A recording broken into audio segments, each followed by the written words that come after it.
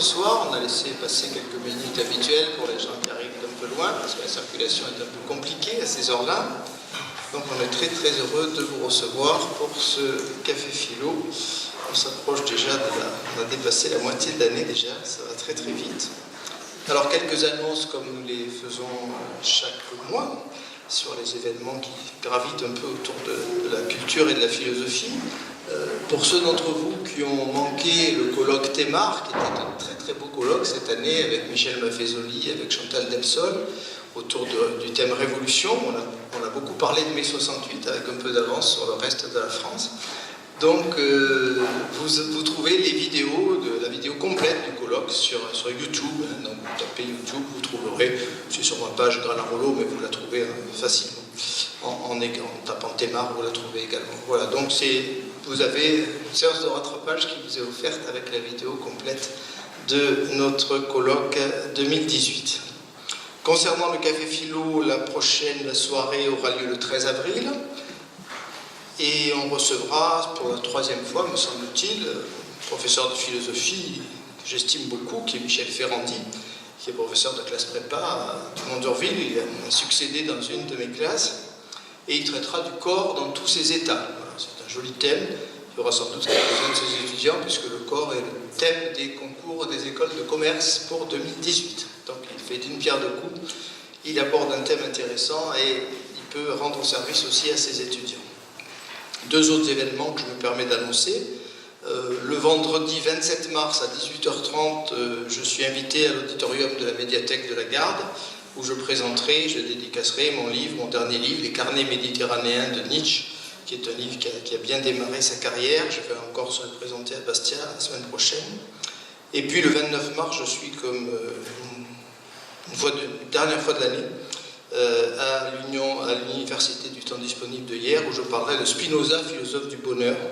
Je crois que c'est un thème que j'avais abordé ici au Café Philo, si ma mémoire est bonne. Donc ceux qui ont manqué ce Café Philo il y a quelques années, ça remonte à 5-6 ans. Donc c'est à l'UTD au Parc Hôtel d'hier, le 29 mars à 14h30. Voilà, je crois que j'ai à peu près tout dit.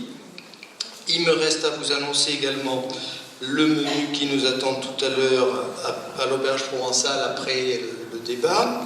Entre nos exposés et le débat, on demandera aux personnes qui veulent rester parmi nous de lever le doigt pour qu'on prévienne les cuisines de l'auberge.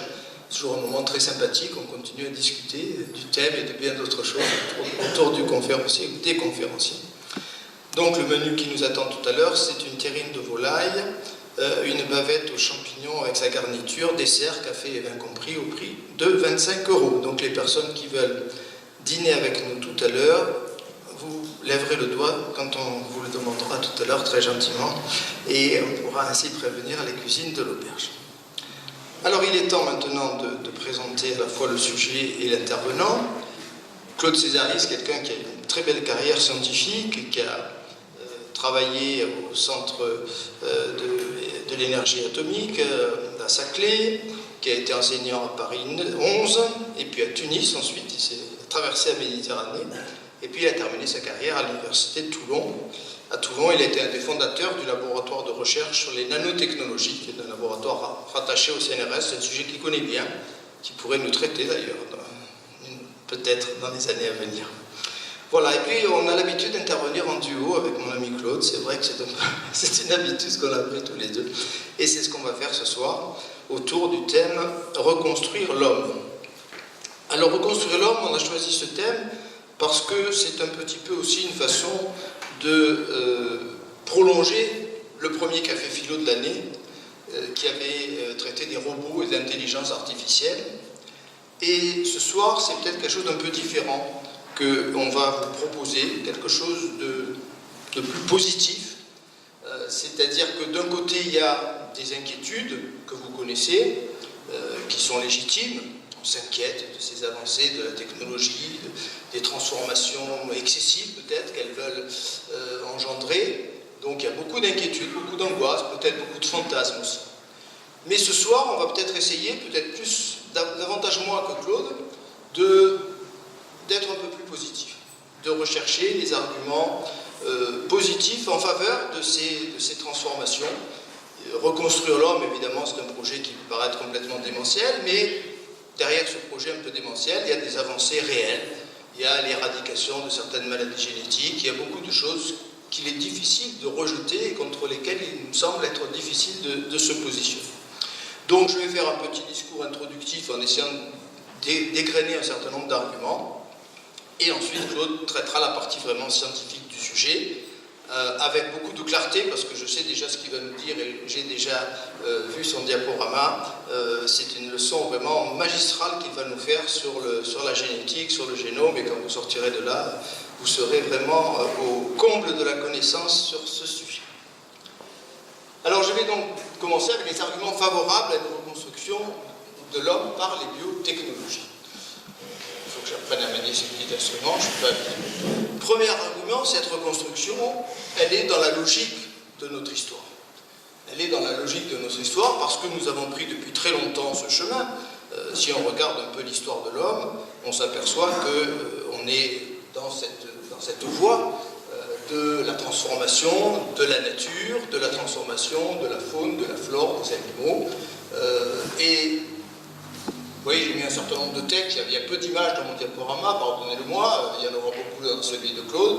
J'ai mis des textes qui nous permettront d'aller un peu plus vite, donc vous pouvez lire les textes sur l'écran, ça me permet de ne pas relire ce que j'ai écrit. Donc c'est l'idée que l'idée de produit naturel, je n'ai pas inventé cette idée, j'ai trouvé ça chez des chercheurs très compétents. On parle beaucoup de produits naturels aujourd'hui, il y a toute une mode, toute une vogue de retour à la nature. Il faut se demander si l'expression produit naturel a un sens. Peut-être qu'elle n'en a pas. Peut-être qu'elle n'a aucun sens, parce qu'il n'y a plus de produits naturels. Ça fait des milliers d'années que nous avons transformé tout ce qui nous entoure, la faune, la flore, et donc il n'y a peut-être plus de produits naturels. Donc les plantes, je renvoie un magnifique ouvrage de Francis Allais, que nous avons eu le bonheur de recevoir au cinéma de la Garde il y a quelques années. C'est cet homme qui s'était installé sur la canopée en Amazonie, un homme remarquable. Et puis là, sur la droite, une reconstitution un peu préhistorique des premiers agriculteurs, pour vous montrer qu'il y a des milliers et des milliers et des milliers d'années que l'homme transforme tout ce qui l'environne, déplace les plantes, il a voyagé, toutes les plantes que nous trouvons autour de nous, aucune d'entre elles n'a pratiquement son origine ici, c'est des plantes qui viennent de très très loin la plupart du temps. Donc rien n'est vraiment naturel autour de nous, que ce soit la flore, que ce soit la faune, d'autres petites images, donc les animaux bien sûr, la domestication, tous les animaux qui nous entourent ont été profondément transformés par l'être humain et également par la façon dont nous avons pris en main l'évolution, je dirais, darwinienne. Quand on pense que le chihuahua et le doberman descendent du même ancêtre, c'est vrai que c'est difficile à ingurgiter, et c'est pourtant la vérité. Et donc c'est l'homme qui, en travaillant sur les espèces, sur les croisements, au cours de milliers d'années, aujourd'hui vous savez que ça peut aller beaucoup plus vite, on en parlera, a transformé. Donc domestication des animaux, du loup, du cheval, des bovidés, et j'en passe. Nous avons transformé à peu près tout ce qui nous entoure, tout ce qui est autour de nous. Cette reconstruction, donc, elle est aussi dans la logique de la modernité. Ça, c'est très important, c'est une approche un peu plus philosophique. Qu'est-ce que je veux dire en disant dans la logique de la modernité? Eh bien, elle est dans la logique de la philosophie depuis Descartes au XVIIe siècle. Vous avez cette phrase tout à fait stupéfiante, je dirais, de Descartes. Stupéfiante, pour nous, elle n'est pas stupéfiante, mais à l'époque, elle était stupéfiante. Il est aussi naturel à une montre de donner l'heure. C'est un mécanisme qu'à l'arbre de produire des fruits. C'est aussi un mécanisme. Et c'est tellement un mécanisme que c'est un mécanisme qu'on est capable de modifier. Et vous savez qu'aujourd'hui, on est capable de modifier le rythme de la floraison, le rythme de la fructification. Et ça a permis donc de transformer complètement ce qui était à l'origine naturel. Donc elle est dans la logique de la modernité. Et je cite évidemment la célébrissime formule de René Descartes que tout le monde connaît dans la dernière partie du discours de la méthode, 1637, c'est le point de départ de la modernité, de l'aventure scientifico-technique. C'est vraiment le point de départ, même s'il y a eu l'anglais Bacon peut-être à la fin du XVIe, mais on le connaît moins chez nous, nous rendre maîtres et possesseurs de la nature. Alors, comme il est prudent et qu'il est théologien et qu'il n'a pas envie qu'on le brûle en place publique, il dit comme maître et possesseur de la nature, mais le comme n'a pas beaucoup d'importance, il s'agit bien de devenir les maîtres et les possesseurs. Grâce à notre connaissance, notre science, notre technique, nous allons nous emparer de la nature, de tous ses rouages et la reconstruire. L'idée d'une reconstruction de la nature, elle est dans l'œuvre de Descartes, dans chaque page de l'œuvre de Descartes. Alors, je fais référence ici à un ouvrage qui m'avait beaucoup fasciné, un des plus beaux livres sur la biologie que j'ai jamais lu. C'est un livre qui a plus de 20 ans, d'un chercheur au CNRS, Michel Thibon-Cornillo, que je vous recommande si vous arrivez à mettre la main sur ce livre. Il y a peut-être des éditions de poche, je n'ai pas fait l'effort de rechercher, les corps transfigurés. Et c'était 92, oui, la date est là. C'est un très beau livre, c'est vraiment un résumé extraordinaire de l'histoire de la biologie. Et le plus passionnant de ce livre, donc il essaye de montrer que la biologie est cartésienne. Les fameuses règles de la méthode de Descartes, l'analyse, la synthèse, c'est ce qu'on fait depuis 4 siècles. On a découpé le corps, on l'a découpé en organes, on a découpé les organes en tissus, on a découpé les tissus en cellules, on a découpé les cellules, on a trouvé le noyau de la cellule, et puis on a trouvé le gène, et puis on a trouvé voilà, tout ce qu'on a trouvé aujourd'hui. Et maintenant, on est déjà au stade du remontage, c'est-à-dire qu'on combine ces particules et on crée des êtres que la nature n'avait pas produits. Et Michel Thibon-Cornillo a cette idée originale, je n'en sais rien, en tout cas qui est très accentuée à la fin de son livre. Il se demande si finalement nos biologistes, qui sont des savants, qui sont des chercheurs, ne sont pas animés par une sorte de fantasme très ancien, dont on trouve des traces dans la mythologie grecque, avec Pygmalion et sa statue, dans la littérature occidentale au XIXe siècle, Marie Shelley, Frankenstein, dans la science-fiction, hein, c'est-à-dire l'idée que au fond, notre vocation, ce serait peut-être de produire notre successeur. Et si notre destin, c'était de produire un être qui prendrait notre place, qui nous succéderait, un être meilleur que nous, bien entendu. Donc, on est en pleine science-fiction, mais on est en même temps tout près de ce que Claude montrera tout à l'heure. Et on a cette belle formule, la création du monde n'est pas terminée. L'histoire des hommes, c'est celle de l'achèvement de la création. Et Michel Thibon-Cornillo se réfère au fond à la Bible, parce que vous avez dans l'Ancien Testament des formules qui sont déjà porteuse de ce projet. Hein. Vous allez vous rendre maître des oiseaux du ciel et des poissons de la mer. Il y a une sorte d'appel à la maîtrise qu'on trouve dans l'Ancien Testament. Donc, troisième argument, nous sommes déjà dans cette voie. On peut s'effrayer, on peut pousser des cris, on est dedans, on est complètement dedans. On est dans cette voie de l'évolution de cette nature, de la transformation de cette nature qui est déjà bien engagée. Donc nous sommes engagés dans cette voie de 1000 façons, parce que nous avons déjà transformé le corps humain, parce que nous avons de la procréation in vitro, parce que nous avons des tests prénataux, etc., etc. On peut multiplier les arguments à l'infini. Donc on est déjà sur ce chemin, c'est pas la peine de hurler, le chemin est pris. Bon, on peut s'arrêter dans un chemin, mais c'est difficile. Hein. Dans l'humanité, on a rarement fait marche arrière quand on a commencé à emprunter une route. Et c'est l'humanité entière qui s'est engagée, j'y reviendrai tout à l'heure rapidement. Alors là, je cite un immense précurseur, un homme génial, que j'avais découvert dans mes années d'étudiant, Norbert Wiener, ce qu'on appelle le fondateur, l'inventeur de la cybernétique, qui a écrit un livre qui est la Bible un peu de l'époque, Cybernétique et Société, et vous avez cette phrase qui est vraiment une phrase prophétique, absolument prophétique, 1950 quand même, hein, on ne parle pas d'intelligence artificielle, on ne parle pas de transhumanisme, on a des ordinateurs qui sont très primitifs, qui sont gros comme cette pièce, hein, et il écrit, nous avons modifié si radicalement notre milieu que nous devons nous modifier nous-mêmes pour vivre à l'échelle de ce nouvel environnement. Ça, c'est une phrase absolument prophétique. C'est-à-dire qu'en 1950, vous avez Norbert Wiener qui dit on va être obligé de se transformer nous-mêmes, parce qu'on a créé un environnement qui n'est plus adapté à l'ancienne forme que nous avions en tant qu'humains. Et donc, vous voyez, il annonce, je ne pense pas trouver une autre phrase. Si vous la trouvez, vous me téléphonez, même à 2h du matin, je suis preneur, mais je ne crois pas pouvoir trouver une autre phrase avant 1950 qui soit une sorte d'appel au transhumanisme, parce que c'est un appel au transhumanisme. Hein. Nous devons nous transformer nous-mêmes pour vivre à l'échelle de ce nouvel environnement. Donc voilà, c'est les transformations génétiques, c'est le virtuel, c'est tout ce que vous connaissez, et je fais un petit clin d'œil au premier café philo de l'année sur les robots, où j'ai déjà largement traité tout cela. Donc le monde virtuel, les jeux vidéo, la transformation de la Terre. Deuxième point important, je vais aller très vite, notre savoir biologique conduit chaque jour à une désacralisation de la vie.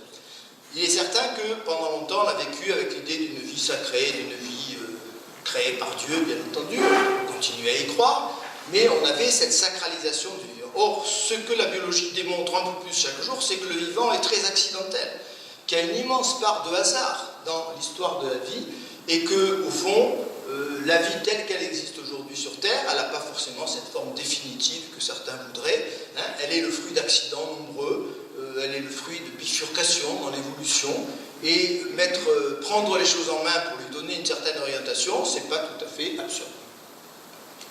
Ensuite, argument qu'on trouve parfaitement développé dans le fameux livre de Laurent Alexandre, La mort de la mort, que vous connaissez très certainement, c'est le problème de la dégradation du génome. Donc j'ai pris quelques formules de ce livre que j'ai présenté déjà en conférence bien souvent. C'est pas un chef-d'œuvre, c'est pas une Bible, c'est peut-être le meilleur résumé qui a été écrit à ce jour des transformations biologiques. Donc je vous laisse lire, hein. Je ne commente pas tout ça. Quelle est la leçon de tout cela? C'est très simple. Nous avons mis un terme à la sélection darwinienne, et heureusement, à part des farfelus ou des fous furieux, personne ne voudrait revenir à la loi du plus fort ou à la sélection des plus aptes. Bien, et heureusement. Bon, donc c'est notre honneur, c'est notre fierté d'humain que d'avoir gardé parmi nous ceux qui semblaient un peu plus faibles, un peu moins adaptés, un peu moins performants, etc. Mais du coup, il y a une contrepartie très lourde, hein, il faut ouvrir les yeux, il faut être conscient de ça, c'est la dégradation du génome. Tant qu'on était dans la sélection darwinienne, le génome était, je dirais, défendu par la disparition des moins aptes, et donc on avait cette fortification, je dirais, de la vie. Depuis que l'homme a mis fin, et heureusement, encore une fois, j'insiste lourdement, ne faites pas dire ce que je ne dis pas, depuis que nous avons mis fin à la sélection darwinienne, et ça fait très longtemps, hein, bon, je prends un exemple qui m'est cher, en Corse, vous avez au musée de Lévis, où je vais aller faire une conférence au mois de septembre, vous avez la Dame de Bonifacio. C'est quoi la Dame de Bonifacio? C'est un squelette qu'on a trouvé à Bonifacio, d'une femme dont les préhistoriens ont montré qu'elle était lourdement handicapée, et qui est morte aussi âgée que les autres membres de la tribu. Ça veut dire qu'il y a 5 ou 6 000 ans, alors c'était en Corse, c'est vrai que les Corses sont des gens très supérieurs, vous en êtes tous persuadés, et vous avez raison de l'être, mais en Corse, il y a 5 ou 6 000 ans, on prenait en charge une personne handicapée qui vivait. Donc voilà, fin de la sélection darwinienne. 10 000 ans après, on l'aurait découpée pour la manger. Hein. Donc voilà, la fin de la sélection darwinienne. Et cette reconstruction, il ne faut pas se leurrer, tous les sondages le démontrent, elle répond à une demande sociale. On peut s'insurger contre elle, mais elle répond à une demande sociale qui ira grandissant. La preuve, c'est évidemment le Téléthon. Hein. Le Téléthon, qu'est-ce que c'est sinon le fait qu'on se laisse tous séduire et émotionner, hein, par effectivement des enfants ou des jeunes gens lourdement handicapés, et qu'on nous promet de faire disparaître ces terribles maladies génétiques, la myopathie, la mucoviscidose, dans un avenir proche, et on est tous partants pour éradiquer ces maladies. Bon, bien, donc on est dans ce contexte. Il y a une demande, et si demain on dit on arrête ces recherches, tant pis, il y aura dans 3000 ans encore des gens atteints de myopathie, de mucoviscidose, on va tous descendre dans la rue avec des pancartes. La population veut ces transformations. Et puis il y a un facteur économique, évidemment, dans notre époque c'est très important, on ne peut pas le négliger, ce facteur économique, et là je cite à nouveau Laurent Alexandre, admettons que l'Europe, les pays qu'on appelle de vieilles traditions, monothéistes par exemple, décident de moratoire, décident d'arrêter les recherches.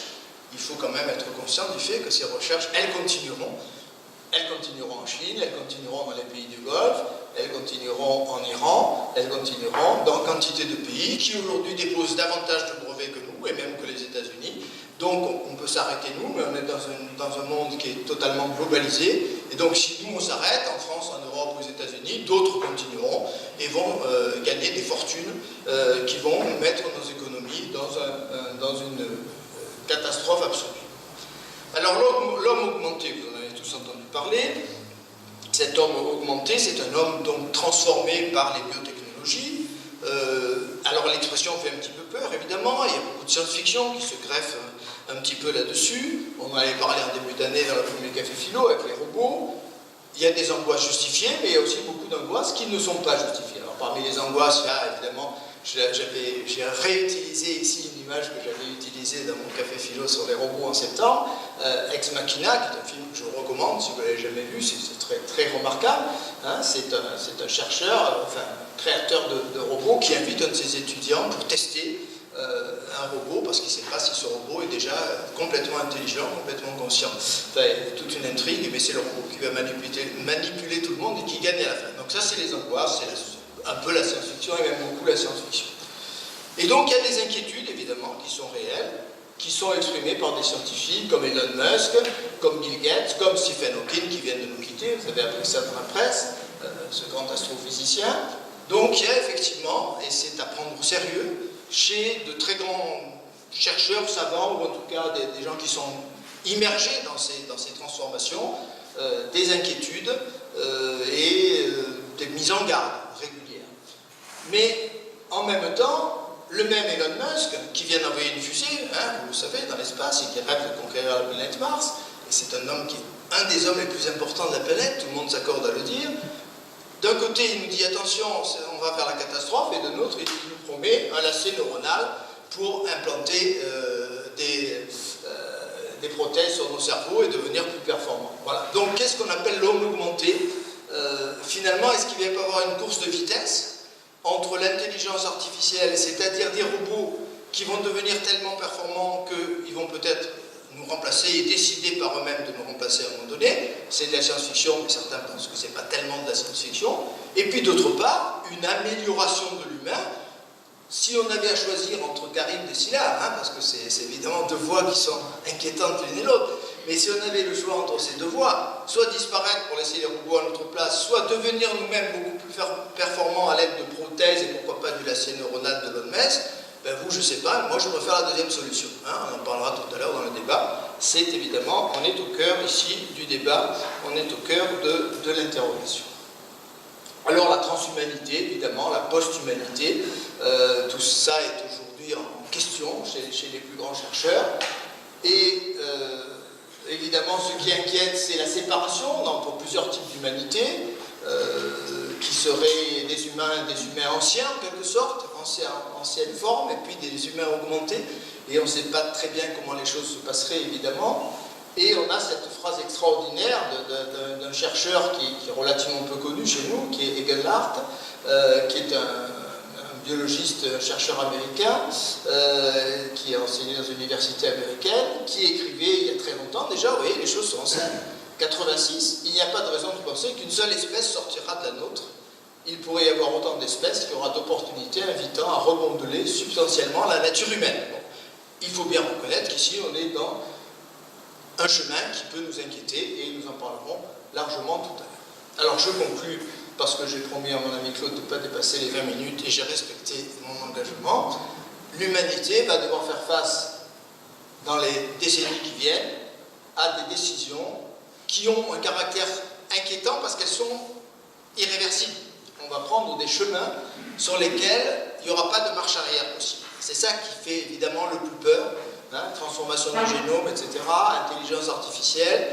Donc, il va falloir que nous devenions disons, des êtres très conscients et peut-être très supérieurs pour prendre les bonnes décisions par rapport aux choix que nous avons à faire dans les décennies qui viennent. Voilà, j'ai simplement posé les questions et orienté les interrogations. Et maintenant, c'est à mon ami Claude Césari de faire quelque chose de beaucoup plus sérieux que ce que je viens de vous présenter, c'est-à-dire de nous montrer où on en est, qu'est-ce qu'on sait déjà faire et qu'est-ce qu'on saura faire demain. Et il va nous faire, et je vous garantis que je suis sûr que vous serez d'accord avec moi, il va nous présenter un exposé d'une clarté, il va faire un exercice extraordinaire de vulgarisation, mais peut-être je mets une pression folle en disant ça, mais ça ne fait rien, tant pis. Ça va être bien, vous allez voir. Bon, Claude, c'est à toi. Je ne suis pas du tout sûr que l'exercice sera extraordinaire. Moi, je vais essayer quand même. En tout cas, le problème a été bien posé par Philippe. Alors, Jéhovah modela l'homme avec la glaise du sol. Il insuffla dans ses narines une haleine de vie, et l'homme devint un être vivant. Alors, le début de ce récit de la Genèse évoque la transmission de la vie, indiscutablement. Michel-Ange, quant à lui, proposant sa propre vision de ce passage, un simple geste divin que vous voyez devant vous. Alors, le modelage évoqué dans la Genèse consiste simplement à prélever de la matière à une ébauche inanimée, éventuellement à en ajouter, finalement, lui donner une forme. Mais pour certains chefs-d'œuvre, c'est par le don d'un souffle de vie, donc, que l'ouvrage sera parachevé. Et parmi ces chefs-d'œuvre, c'est donc à Homo sapiens que nous allons nous intéresser ce soir, c'est-à-dire à vous et à moi. Et plus particulièrement à la façon tout à fait étonnante dont il a été ébauché, bien sûr, au départ, puis, je dirais, finement ciselé, mais aussi, et ça c'est peut-être le plus important, à toutes les péripéties qui ont accompagné la lente évolution de l'œuvre jusqu'à l'homme moderne. Mais c'est sur une tradition beaucoup plus récente que je vais m'appuyer, celle de la génétique, bien évidemment, et surtout celle de la génomique moderne. La génomique, c'est la science de notre génome, c'est-à-dire la science de l'ensemble de nos gènes et de sa fonctionnalité. Alors, dans une première partie, nous montrerons que la vie repose sur un code génétique de type chimique. Ça, c'est extrêmement important. C'est un code complètement chimique, dont nous analyserons très rapidement les caractéristiques vraiment essentielles. Je ne vais pas vous faire du tout un cours de génétique, ne vous inquiétez pas. Dans la deuxième partie, ce sont les dysfonctionnements de ce code complexe que nous présenterons, ainsi que les moyens modernes et de les corriger donc par des manipulations du génome, des interventions directement sur le génome, à une échelle infinitésimale, ce qui est tout à fait étonnant. C'est-à-dire le seul domaine dans lequel je suis réellement compétent, c'est précisément cette échelle infinitésimale qui sera celle du millionième et même du milliardième de mètre. C'est là que je sais, que j'ai moi-même fait pas mal d'expérimentations. Alors, ces manipulations du génome que le biologiste François Jacob qualifiait avec une certaine prémonition de bricolage du vivant, ce qui est un terme qui peut vous inquiéter et qui n'est pas totalement neutre. Alors, ces perspectives, qui sont à la fois fascinantes et inquiétantes, seront analysées dans la troisième, et je vous rassure, dernière partie, dans le cadre d'une réflexion sur le futur, donc, de cet homme réparé, de cet homme reconstruit, c'est le terme de Philippe. Cet homme qui pourrait même être augmenté, perfectionné, comme l'a suggéré de manière assez précise Philippe Granarolo il y a quelques instants.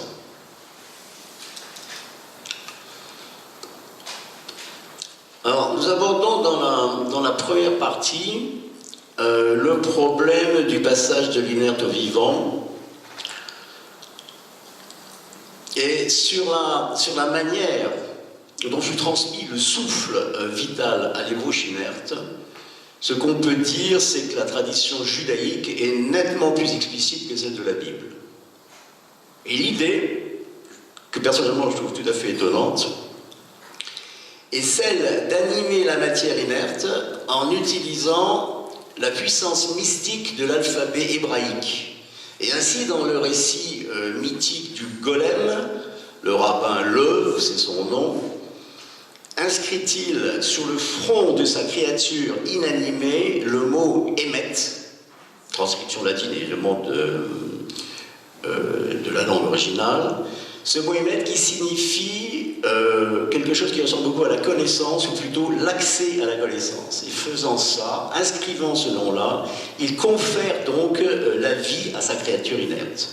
Et je pense qu'il est extrêmement intéressant de réfléchir sur le sens de ce rituel symbolique. Émet, mot de 5 signes, écrit à partir d'un alphabet de 24 signes que vous connaissez, est le produit tout simplement d'un codage linguistique. Comme d'ailleurs tous les mots que je suis en train de prononcer, et que j'ai prononcé pendant 45 minutes. Qu'est-ce que c'est qu'un tel code ? Eh bien, un tel code, c'est un ensemble de règles lentement construites depuis des milliers d'années, et qui, à partir d'une idée abstraite, ou d'un projet, si vous voulez, permet par l'utilisation d'un ensemble de signes, de ces signes, la matérialisation de cette idée ou de ce projet, puis éventuellement sa réalisation. Dans l'exemple qu'on vient de voir, la réalisation, c'est évidemment la transmission de la vie.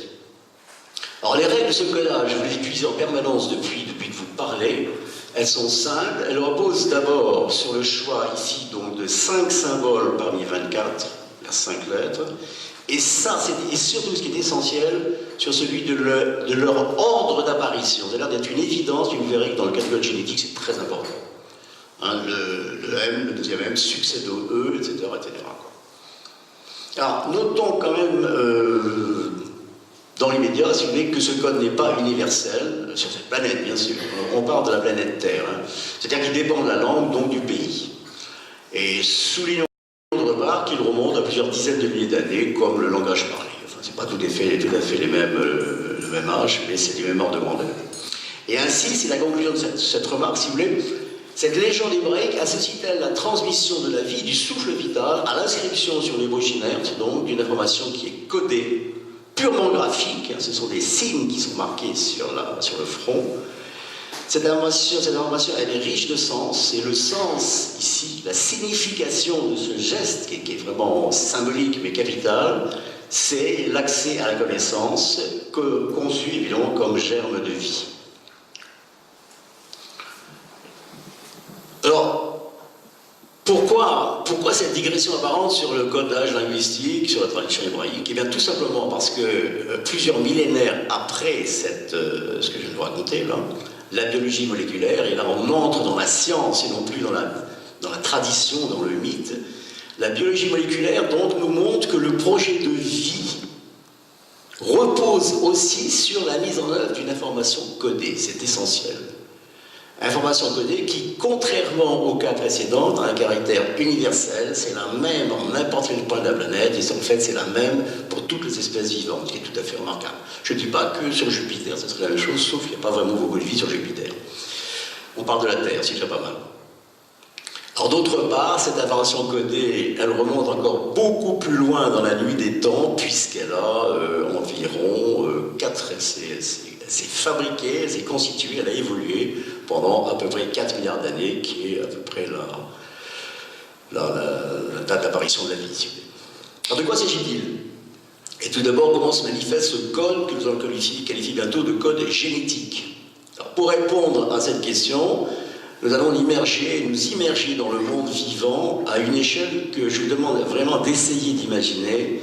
Cette échelle est de l'ordre du millionième de mètre. 1 mètre, c'est ça, vous devez absolument arriver à diviser ce mètre en 1 million de parties pour concevoir donc la taille de cette cellule qui est de l'ordre du micron, c'est-à-dire 1 millionième de mètre, donc en fait quelques microns. C'est là qu'on raisonne. C'est pas du tout une vue de l'esprit, on sait parfaitement le faire maintenant, on sait même faire beaucoup mieux, je vous le montrerai dans quelques instants. Alors dans une de ces cellules dites évoluées, je pourrais mettre des noms très savants là-dessus, je ne le ferai absolument pas. La caractéristique, c'est d'ailleurs pour ça qu'elle est qualifiée d'évoluée, la caractéristique essentielle, c'est qu'elle contient un noyau. Ce noyau abrite plutôt nos 23 paires de chromosomes, qui sont ces bâtonnets bien individualisés, à l'intérieur desquels sont repliés de manière extrêmement compacte les fragments, les brins de cette molécule d'ADN dont vous avez probablement entendu parler. Vous ne pouvez pas ne pas en avoir entendu parler. Tout le monde actuellement parle d'ADN, que ce soit dans le monde de la littérature, de l'art, etc. Tout le monde brandit son ADN. Alors nous, on parle de quelque chose d'assez précis. Pour vous montrer, pour essayer de définir les choses clairement, j'ai isolé l'un de ces chromosomes, en haut et à droite, je l'ai extrait donc de la cellule, on sait le faire, moi je ne sais pas le faire, mais on sait le faire. Et à partir de ce chromosome, un chromosome unique, j'ai tout doucement déroulé l'un des brins dont je viens de vous parler, un peu comme on déroulerait un morceau de laine depuis une pelote. Et cette molécule apparaît en faisant cette opération-là, vous la voyez en bas de la photographie. Et elle apparaît et elle nous livre sa fameuse structure en double hélice, que vous ne pouvez pas non plus ignorer, on la voit partout. Bon, les deux, alors ce qui est important, c'est l'ordre de grandeur, j'insiste énormément. Cette distance, voilà, ici, on est au niveau du millionième de mètre. Hein. Là, on a une molécule donc en double hélice, et cette distance-là, est de l'ordre de 2 nanomètres, c'est-à-dire 2 milliardièmes de mètre. Vous reprenez votre mètre, et là, en faisant un petit effort supplémentaire, vous le divisez en 1 milliard de parties pour arriver à la distance des 2 brins.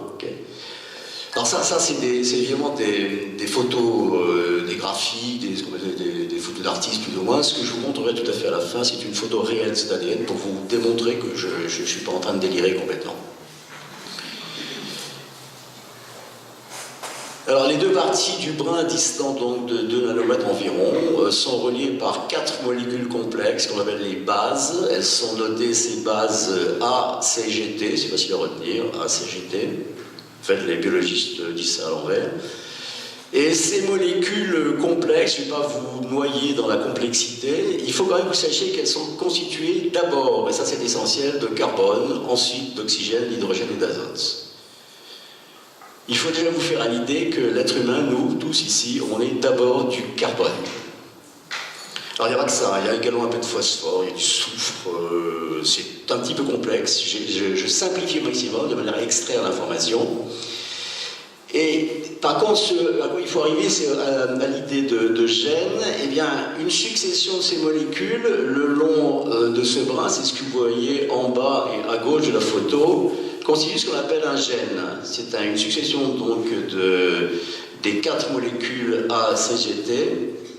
L'ensemble de ces gènes contenus dans l'ensemble des chromosomes de chacun de nos 10 000 milliards de cellules, nous sommes en plus, nous sommes faits de carbone, mais nous sommes surtout faits de 10 000 milliards de cellules, eh bien, l'ensemble de ces gènes constitue ce qu'on appelle notre génome. Chez l'homme, aux dernières nouvelles, tout ça évolue avec la science, nous sommes constitués d'environ 22 000, probablement un peu plus de 22 000 gènes différents.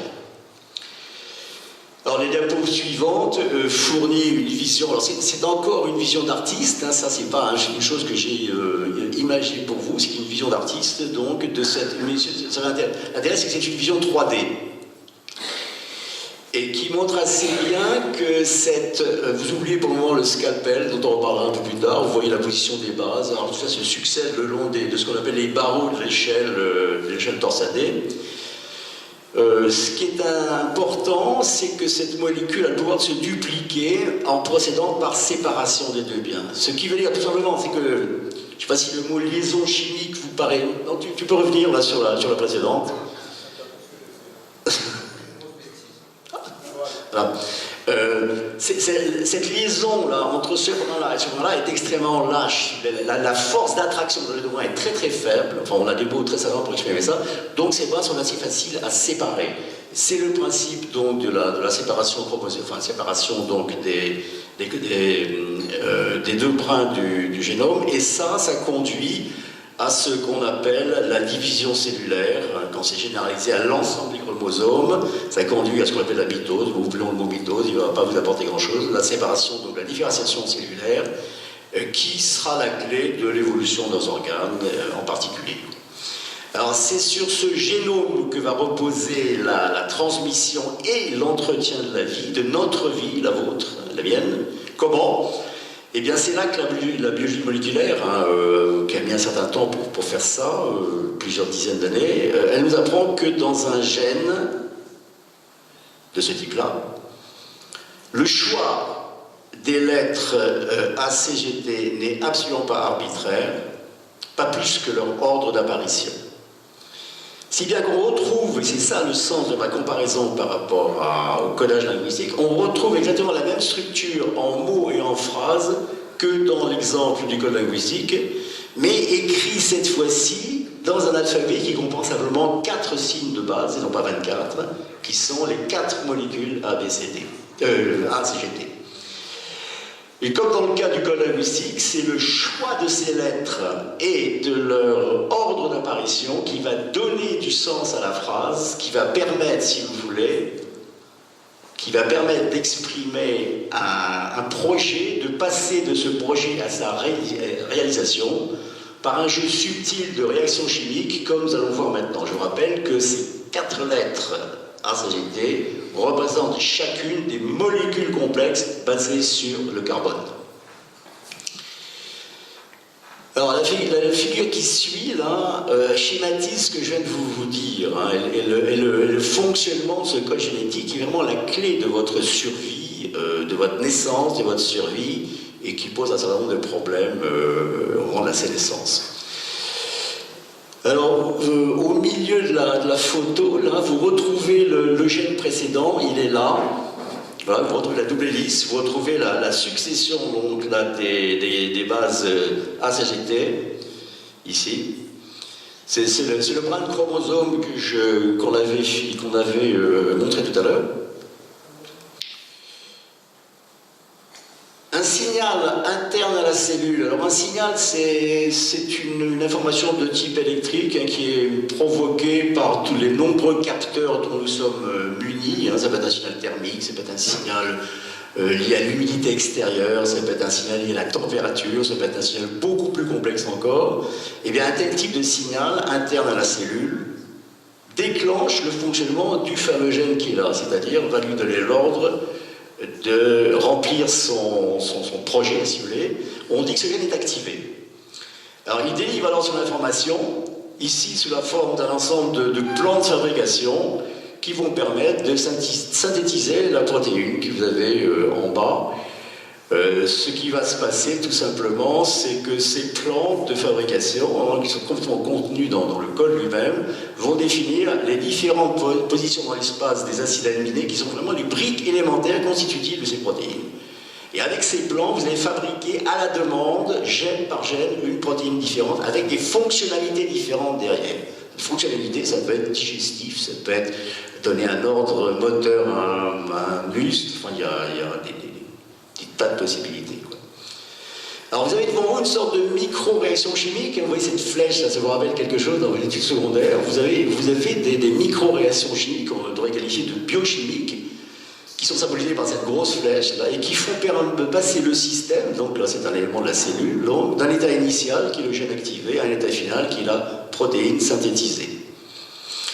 Alors, on peut déjà noter que l'activation de ce gène pourra être provoquée aussi, non pas par un signal interne à la cellule, mais pourra parfaitement provenir d'un signal venant de l'environnement extérieur, par exemple un rayonnement ionisant type Tchernobyl, dont on a quand même reçu pas mal de choses sur la figure il n'y a pas si longtemps que ça, contrairement à ce qu'on nous a dit. Alors, un exemple sur lequel on va revenir largement pour vous montrer la puissance de la thérapie génique qu'on va définir très vite. Un exemple permet d'illustrer ce qui précède. Et cet exemple concerne un système qui est vraiment essentiel pour votre survie. C'est le système immunitaire. Alors, j'ai pris un cas relativement simple. C'est celui du gène petit gamma C. Donc, imaginez que sur la figure précédente, vous isolez ce gène gamma C. Par un moyen sur lequel je ne détaillerai pas, ce gène est activé, il est rendu actif, il va remplir sa fonction. Sa fonction va être de synthétiser la protéine, donc en bout de chaîne, qu'on appelle grand gamma C. Donc il y a un lien évident gène-protéine. Et cette protéine, elle va permettre la fabrication des fameux lymphocytes T, qui sont la clé de votre défense immunitaire contre une agression du type bactérien. Bon, c'est un exemple pour illustrer d'abord ce qu'on va dire. Et ce qui est important, c'est que l'ensemble de toutes ces réactions biochimiques déclenchées par nos 22 000 gènes constitue la base de ce qu'on appelle notre métabolisme. On est quoi? On fonctionne comment? On fonctionne sur la base d'une multitude de réactions biochimiques déclenchées par des gènes et aboutissant à la fabrication de protéines, lesquelles protéines ont des fonctions très variables. Alors, on est au cœur du fonctionnement de la vie, de son développement, et on va voir donc concrètement ce que ça représente dans le fonctionnement de Sapiens, qui nous intéresse directement ce soir. Alors, tout d'abord, la transmission de la vie. Alors, là aussi, la biologie moléculaire apporte des précisions. Ce sont toujours les gènes qui sont à l'œuvre dans des cellules spécialisées, dites sexuelles, elles ont un nom savant. Et ces cellules sexuelles ont la particularité, c'est qu'elles disposent d'un équipement chromosomique qui est limité à 50% de celui des autres cellules. Les autres cellules, c'est ce qu'on appelle cellules somatiques, c'est toutes les autres cellules qui participent à la fabrication de notre corps. Et c'est la fusion entre deux cellules sexuelles provenant de deux partenaires différents, évidemment, qui va donner naissance à des cellules embryonnaires ayant le bon nombre total de chromosomes, assurant évidemment la transmission du génome et sa diversité, puisqu'on mélange deux génomes. Alors la transmission de la vie, elle est bien là, enfin du moins c'est le point de vue de la biologie moléculaire, mais on a quand même quelques arguments pour défendre cette thèse. C'est un peu moins poétique que dans l'image de Michel-Ange, mais c'est très efficace grâce à tout cet équipement génétique. Enfin efficace avec des ratés comme on va le voir. Alors ensuite, c'est la correspondance gène-protéine que l'on vient de décrire, là, qui va se concrétiser au cours des différentes étapes de l'existence de Sapiens. Dans la phase embryonnaire, donc dans la phase, oui, on peut déjà parler, on peut continuer à parler du développement de l'embryon. Alors, il y a toute une série d'ébauches qui s'organisent et qui vont permettre le développement de l'individu. Donc après la conception, on est passé de la conception à l'embryon, au développement de l'embryon qui va devenir un fœtus. Donc un certain nombre d'ordres génétiques d'activation sont donnés à certaines cellules spécialisées pour se multiplier rapidement dans certaines directions de l'espace et fabriquer des ébauches d'organes. Et ce qui est assez étonnant, c'est que cette construction fait appel à des phénomènes d'ajout de matière, d'ajout de cellules, donc de matière vivante, mais aussi des phénomènes de retrait de matière. Le système est capable de construire des matériaux vivants, mais aussi d'en éliminer. Ça, c'est très original. C'est un biologiste qui s'appelle Jean-Claude Ameisen qui a vraiment développé ces choses-là, il n'est pas le seul. Et c'est le mécanisme donc, de la mort cellulaire programmée, décrit par Ameisen, qui explique complètement tout ça. Le mécanisme est relativement simple. Certaines cellules, sous l'action d'un ordre génétique, ça pose de sacrés problèmes, quel type d'ordre, peuvent déclencher leur propre mort, ce qu'on appelle l'apoptose. Et c'est ainsi que par vagues successives, ce mécanisme donc, de création de matière et de suppression de matière va ciseler nos doigts individuellement, les séparant les uns les autres, ciseler aussi toutes nos cavités, on est constitué de nombreuses cavités, tous les détails de notre corps. Un peu comme pour une sculpture dont les contours n'émergent que lorsque l'artiste retire de la matière de son ébauche et en rajoute éventuellement. Alors c'est une chose que vous pouvez parfaitement voir sur les échographies 3D modernes. Je suis en train de le faire sur ma future petite fille, et j'ai vu l'évolution de ces ébauches, j'ai vu cette sculpture de manière assez précise. Il faut suivre l'évolution dans le temps des échos, quoi. Alors, il faut souligner tout de suite, je pense, ça va être un peu le cœur du sujet, c'est que, en anticipant tout niveau, donc une perturbation minime dans l'activation de ces gènes, des gènes dont je viens de parler, là, peut entraîner de graves défauts morphologiques.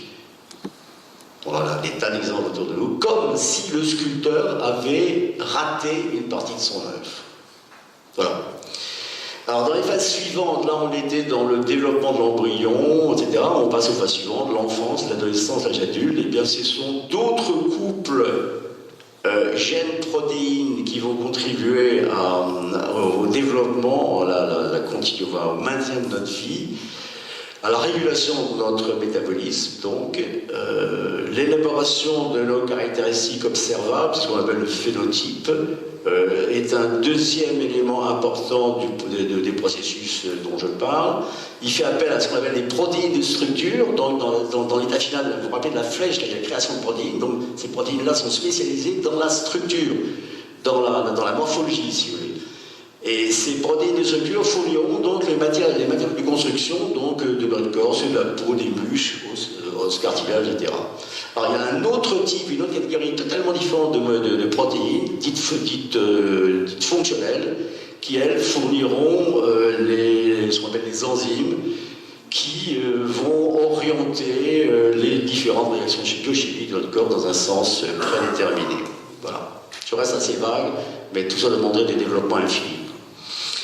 Donc on parle de Sapiens, du lien gène-protéine dans les différentes phases de Sapiens. Il y a une dernière phase, celle du vieillissement. Alors là, Sapiens est soumis à une pression très très forte, aussi bien chimique que génétique. On y reviendra un tout petit peu plus loin en parlant de la réparation de l'homme réparé. Voilà. Alors tout ce qu'on vient de dire sur ces fonctions, c'est associé à ces couples gènes-protéines, et puis généralement donc sur toute la corrélation génome-métabolisme, tout ça paraît assez remarquable dans sa conception, c'est vrai. Je n'ai pas parlé du concepteur, c'est un domaine dans lequel je ne suis absolument pas compétent, mais il faut quand même constater que cette belle machinerie a quelque chose d'un peu idéalisé, si vous voulez. La réalité est beaucoup plus complexe, et elle comporte un certain nombre de dysfonctionnements qu'on va maintenant analyser dans la deuxième partie. Enfin, on va au moins donner quelques exemples.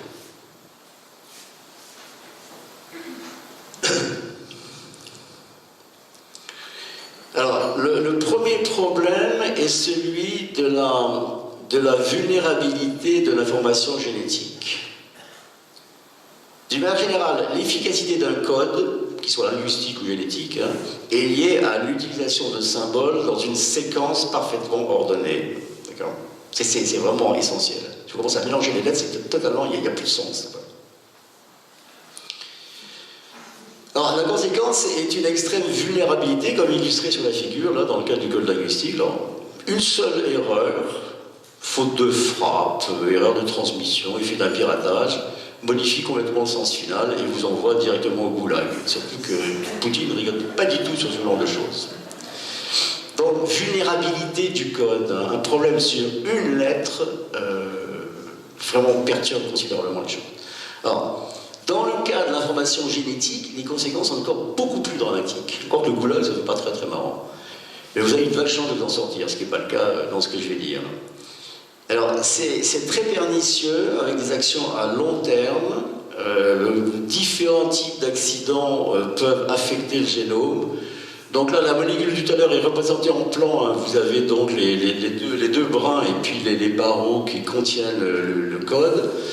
Vous avez à gauche un barreau de départ, un génome de départ, si vous voulez, un bout du génome de départ. Et puis vous avez à droite en haut un accident qui s'est passé. Le couple de gènes GC est devenu AT. Vous avez une substitution qui s'est produite. Ces deux molécules ont remplacé les molécules GC. En bas, vous avez une délétion, c'est-à-dire que le système, au départ, qui contient, je vous rappelle, toute l'information, ce qui est vraiment essentiel, a perdu une part d'information. Le GC de droite a disparu, ou plutôt donc c'est le GC du centre qui a disparu, c'est ça. Et vous avez un troisième type donc, de mutation, donc de dysfonctionnement, qui est une insertion ici AT qui s'est rajouté donc au centre de la molécule de départ. Voilà. Alors ces accidents, ils ont des tas d'origines, ils sont liés à la complexité de la transmission génétique, qui est un processus chimique complexe, et peuvent éventuellement être dus à des agressions extérieures, comme par exemple des UV ou des radiations ionisantes, type Tchernobyl, donc du rayonnement radioactif. Tout ça peut créer ce type d'accident, qui est en fait extrêmement dramatique. Alors toutes ces mutations, dont certaines sont transmises par le biais de l'hérédité, bien sûr, certaines, pas toutes, sont associées à ce que le grand biologiste Christian de Duve, prix Nobel donc, de médecine, qualifie de péché originel génétique. Péché originel qui nous accade d'une sorte de fatalité, je crois qu'il n'y a pas d'autre mot, sans qu'il y ait la moindre connotation religieuse dans cette affaire. Cette expression m'a beaucoup frappé chez Deleuze. On arrive comme ça sur cette planète. Alors, un certain nombre d'autres anomalies peuvent apparaître. Il y a des zones du chromosome, dans certaines zones où les gènes sont redondants et codent la même protéine, c'est-à-dire que vous avez le même état final, mais il y a deux gènes qui y participent. Alors, on peut se demander si la nature n'a pas pris un gène de secours au cas où le premier serait défaillant. C'est compliqué. Alors, il y a d'autres cas de figure où certains gènes ne codent rien du tout. Ça sera le cas du syndrome qu'on va décrire bientôt, là, de déficience immunitaire. Le gène est désactivé pour des raisons compliquées. Il y a le cas de figure allemand, vous avez plusieurs gènes qui interagissent entre eux, les uns avec les autres, donc pour accomplir une même fonction, ce qui complique évidemment le processus, et qui peuvent même interagir pour provoquer un dégât important. Alors, un constat un peu pessimiste, c'est celui d'un génome au fonctionnement subtil, je pense que vous êtes assez d'accord, mais qui peut se gripper, un peu comme s'il était le résidu d'un passé lointain, d'une évolution faite d'essais et d'erreurs, ce qui est tout à fait le cas. D'ailleurs, l'évolution a fonctionné comme ça. Elle a essayé donc des séquences de gènes en fonction d'un projet, et puis elle en a abandonné certains, elle gardait d'autres. Au départ, donc, il y a l'ensemble des plans de fabrication qui sont encodés dans cet ADN, dont nous avons capté les héritages successifs, grâce à sa réplication, bien sûr, mais au cours de cette évolution, donc, des défauts sont apparus, comme on vient de le dire, quoi. Donc, c'est un constat que moi je trouve très dur, hein. C'est un constat avec une responsabilité qui se dessine derrière, d'ailleurs. Un certain déterminisme génétique pèse sur nous. L'idée, la question qu'on va se poser, c'est comment enrayer ce destin, comment se débarrasser de notre héritage génétique et surtout comment se débarrasser des imperfections de notre héritage génétique. C'est vraiment un problème qui, sur le plan philosophique, est vraiment très très sérieux. Alors, je suis là pour vous dire, enfin c'est moi qui l'ai décidé, hein, qu'une véritable révolution est en train de se mettre en place, donc au début du XXIe siècle, à savoir qu'il est maintenant possible de se substituer à la nature et d'agir nous-mêmes sur notre génome, c'est-à-dire donc de le réécrire, pas partiellement, hein, on ne va pas s'attaquer aux 22 000 gènes en même temps, certainement pas. Donc on peut le réécrire partiellement à un endroit donné, donc de reconstruire l'homme selon le terme de Philippe. En d'autres termes, comme l'a annoncé d'ailleurs Philippe un peu différemment, il devient possible d'envisager la fin de la phase darwinienne de notre évolution. Alors c'est un épisode de cette aventure que j'ai suivi de près à Necker, enfant malade. Enfin j'ai suivi de près, j'ai pas pu voir tout, mais c'est vraiment intéressant. À l'hôpital Necker, enfant malade à Paris, que je vais vous relater maintenant, mais très très brièvement, rassurez-vous. Alors, il faut d'abord rappeler, tu me gardes ça, oui. Il faut maintenant d'abord rappeler qu'à la suite du développement des techniques de séquençage de l'ADN, hein, il est maintenant possible d'identifier certains gènes impliqués dans une maladie. Ça, c'est vraiment la base de la thérapie génétique que je vais vous développer. C'est ce qu'on appelle la génétique inverse, qui procède ainsi à une analyse statistique des familles de malades, et cette analyse statistique permet par corrélation évidemment, de définir les zones approximatives d'une région chromosomique dans laquelle devrait se trouver le gène responsable.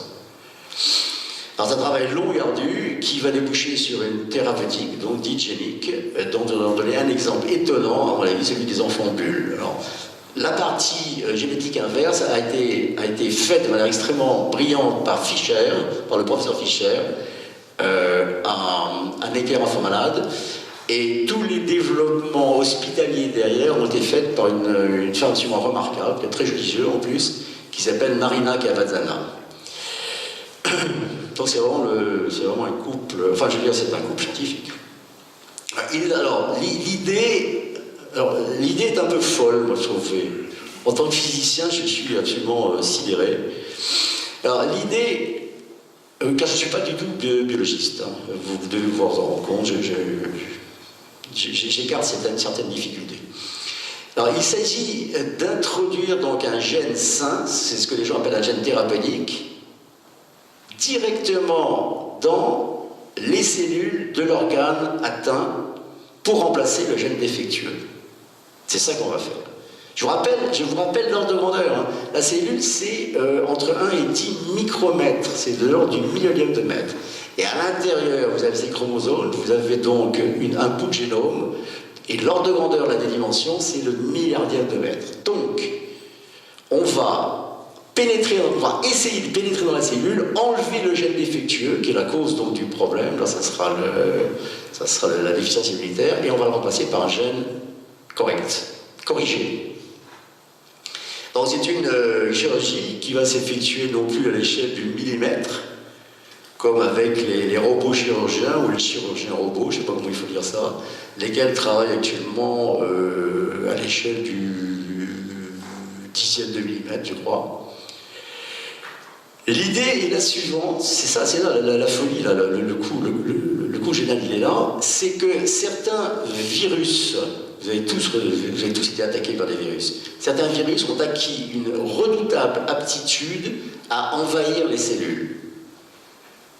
C'est leur boulot, c'est comme ça qu'ils vous posent de gros problèmes. Ils sont capables de pénétrer l'enveloppe de la cellule. Ils sont capables, ils ont tout un arsenal très très subtil permettant de passer cette barrière. Et l'idée donc c'est pourquoi, puisqu'ils savent faire ça, pourquoi ne pas essayer de les domestiquer pour véhiculer ces gènes sains dans la cellule et donc de l'utiliser comme ce qu'on appelle un vecteur viral. En gros, ce qu'on va faire, c'est qu'on va prendre un virus, on va lui injecter le gène sain à l'intérieur et on va l'utiliser comme une espèce de missile thérapeutique pour pénétrer à l'intérieur de la cellule malade. Alors, le cas... Non, d'abord, celle d'avant, voilà. Alors, le cas qui est traité à Necker, c'est le cas du syndrome SCIDX1, c'est pas grave si vous oubliez ce terme-là. Alors, c'est un cas de figure dans lequel le fameux gène gamma-C que je vais présenter tout à l'heure comme exemple de la dualité gène-protéine, le fameux gène gamma-C est inactif. Il ne fonctionne pas chez les enfants. Ça se passe très très souvent chez les enfants. Il est inactif, il est désactivé. Le résultat, c'est que la protéine gamma-C n'est pas synthétisée. On s'est le résultat inverse de ce que je l'ai dit tout à l'heure. Les lymphocytes T ne sont pas produits. Résultat, le système immunitaire est défaillant. Et ces enfants sont d'une immense vulnérabilité à toute agression extérieure. Le seul moyen de les tirer d'affaire, c'est de les faire vivre dans une bulle, aseptisée. De les isoler complètement du monde extérieur. C'est un travail qui a été fait dans les années 2000 à Necker. Alors, le traitement réalisé par Marina Cavazzana et il est fait ex vivo, c'est-à-dire qu'elle prélève des cellules sanguines de la moelle, okay. Elle les traite en laboratoire et elle les regreffe ensuite à l'enfant. Le traitement, c'est ça qui est tout à fait étonnant, là. Il est illustré dans cette figure qui a été faite par Marina Cavazzana, dans laquelle vous voyez ici la cellule tout à l'heure, la cellule malade, elle est là, voilà son enveloppe, voilà le noyau de cette cellule, hein. Voilà ici donc un brin d'ADN dans lequel le gène gamma-C est en mauvais état. Et bien ce qu'elle fait, c'est qu'elle envoie cette espèce de petit module lunaire, là, oui, ça c'est un virus. Elle bourre ce virus-là du gène gamma-C sain, thérapeutique, opérationnel. Ce gène gamma-C pénètre lentement dans la cellule. Ensuite, il y a un phénomène de décapsulation, c'est-à-dire qu'il sort de sa capsule. Là. Le processus réel est beaucoup plus compliqué que ça. Il sort de la cellule. Il arrive ici, alors c'est là qu'il est absolument étonnant, il arrive à rentrer dans le noyau et il arrive à s'intégrer dans le bout de génome qui est malade. Ça paraît complètement fou, et ce qui est tout à fait étonnant, c'est que ça marche. Alors ça marche, ça a pris quand même plusieurs années de travail avant d'arriver en 2000 à des premiers résultats.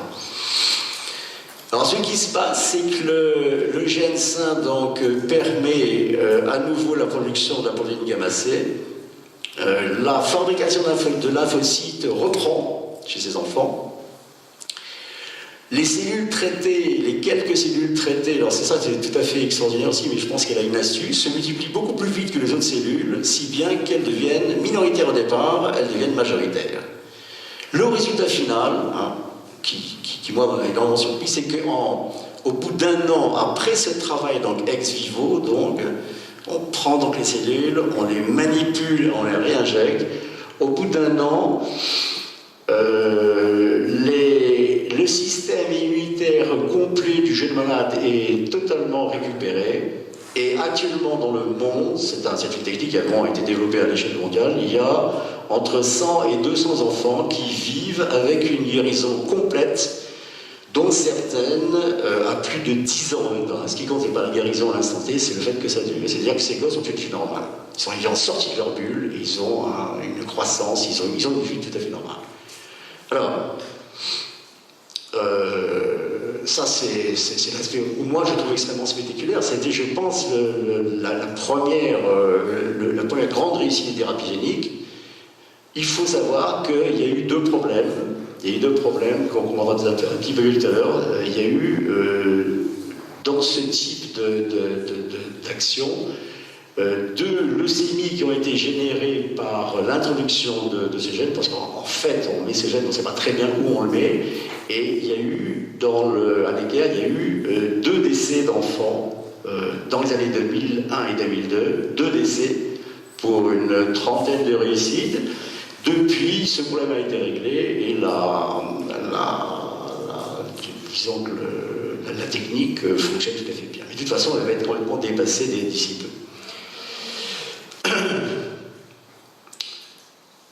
Alors cette technique qui utilise donc un vecteur viral a un caractère un peu artisanal, il faut bien le dire, et c'est là qu'elle a eu un courage phénoménal, moi je pense, et c'est vraiment un peu artisanal, malgré son succès historique, c'est-à-dire qu'on ajoute un gène dans un génome sans trop maîtriser l'endroit, un gène sain, mais sans trop maîtriser l'endroit où on va mettre le gène sain, et on n'éradique pas le gène qui est malade. Ce qui est assez étonnant. Donc, comme je l'ai dit, à cause de ce côté partisan, il y a eu quelques ratés. Et actuellement, des techniques de réparation génomique beaucoup plus précises sont réalisées. L'idée étant de couper l'ADN au sein de la cellule vivante en un site extrêmement précis du génome que l'on cherche à réparer. On va découper l'ADN avec un bistouri, un scalpel à l'ADN, en utilisant des protéines spécialisées pour ça qu'on appelle les nucléases, qui seront capables de réaliser cette coupure. Voilà. Alors ce qui est remarquable, c'est qu'une fois que le site est reconnu par les techniques dont je vous parle, la molécule d'ADN, donc qui agit comme un scalpel moléculaire, va sectionner le brin d'ADN à cet emplacement précis, un peu comme le ferait un faisceau laser, ou un jet d'acide très très fin. Là c'est très très fin, on est dans la gamme du millionième de mètre. Le point faible de ces techniques actuellement, qui ont été largement développées donc après ce qu'a fait Marina Cavazzana, c'est que la durée d'exécution des techniques est considérable et les coûts sont prohibitifs. Là, il faut compter à peu près 500 000 € pour traiter un enfant, un malade avec ce type de technique. Alors, une nouvelle approche dont vous avez forcément entendu parler parce qu'il y a eu un battage journalistique énorme là-dessus, se développe à une vitesse vertigineuse qui fait froid, ça fait vraiment froid dans le dos à cause avec toutes les conséquences qu'il y a derrière. C'est la technologie CRISPR, donc, qui est figurée sur la diapositive suivante. Je ne vous détaille pas le mot CRISPR, si on en parlera après si vous voulez. Alors ça, c'est quelque chose d'assez remarquable qui a été découvert par une Française, Emmanuel Charpentier et Madame Doudna. 3 éléments de base dans la technique, vous voyez à gauche, 3 outillages si vous voulez, vous le voyez bien ici. Vous avez toujours cette molécule là, qui va être le scalpel, qui va découper finement la portion d'ADN, elle est là. Vous avez ici un guide. Alors, je ne rentre pas trop dans le détail, il y a un guide en ARN. ARN, c'est une molécule très voisine de l'ADN, qui va permettre d'approcher cette molécule et à l'endroit précis où elle doit intervenir. Et puis, vous avez évidemment un bout de séquence d'ADN thérapeutique, là, qui va être embarqué.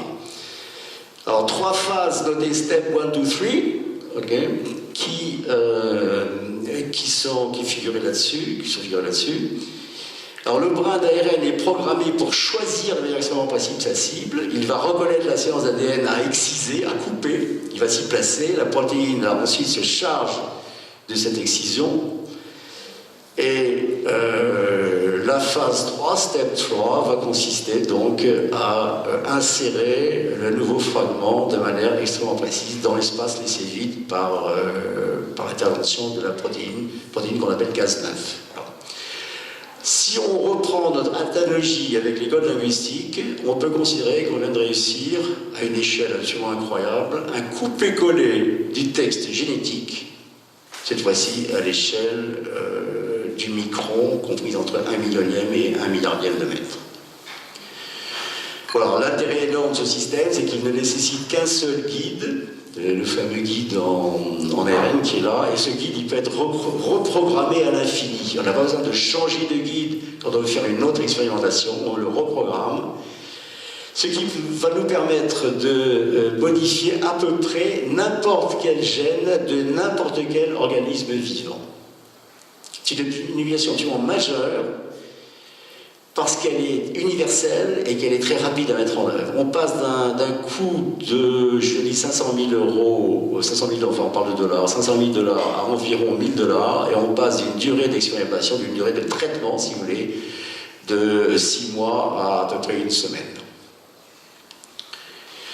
Cette technique va permettre des retouches génétiques à l'infini, on va supprimer un gène malade, on va remplacer par des cancers, on va étudier les fonctions précises d'un brin d'ADN à la molécule près en multipliant les expériences. C'est très très très rapide, ça coûte pas cher. Et ça, c'était énorme pour tout ce qu'on appelle les maladies multigènes, c'est-à-dire qui sont créées par plusieurs gènes différents. On va donc s'attaquer à un premier gène, on va voir les conséquences, etc., etc. Donc on va faire énormément d'expérimentations. Et dans l'immédiat, je pense que l'espoir le plus sévère, le plus spectaculaire, consiste dans l'élucidation des pathologies du cerveau. On va probablement créer des cartes d'identité génétique des maladies comme les tumeurs cérébrales, alors l'autisme. Et les gens s'attaquent déjà depuis 2 ans aux maladies neurodégénératives que vous connaissez bien et qui sont un vrai fléau national. Alors le rêve le plus fou, évidemment,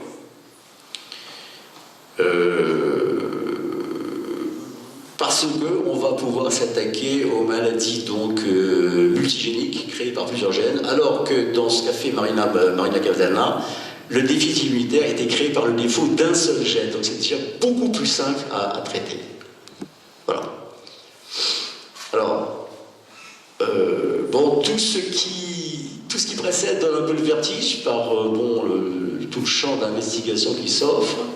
Et je pense qu'il est maintenant un peu temps de réfléchir aux conséquences possibles sur le futur de notre société. Philippe l'a déjà fait, je vais prendre le problème un petit peu différemment. Et c'est ce dernier aspect qu'on va maintenant aborder dans la 3e partie.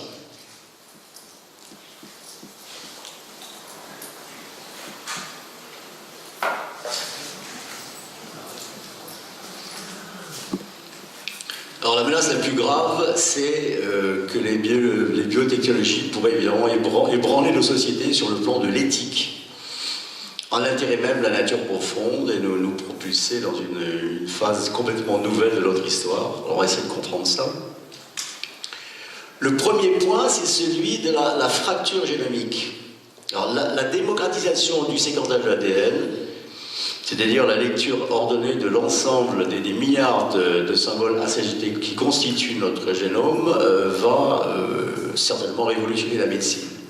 C'est démocratisé parce que ça vaut moins de 1000 € actuellement de séquencer son génome.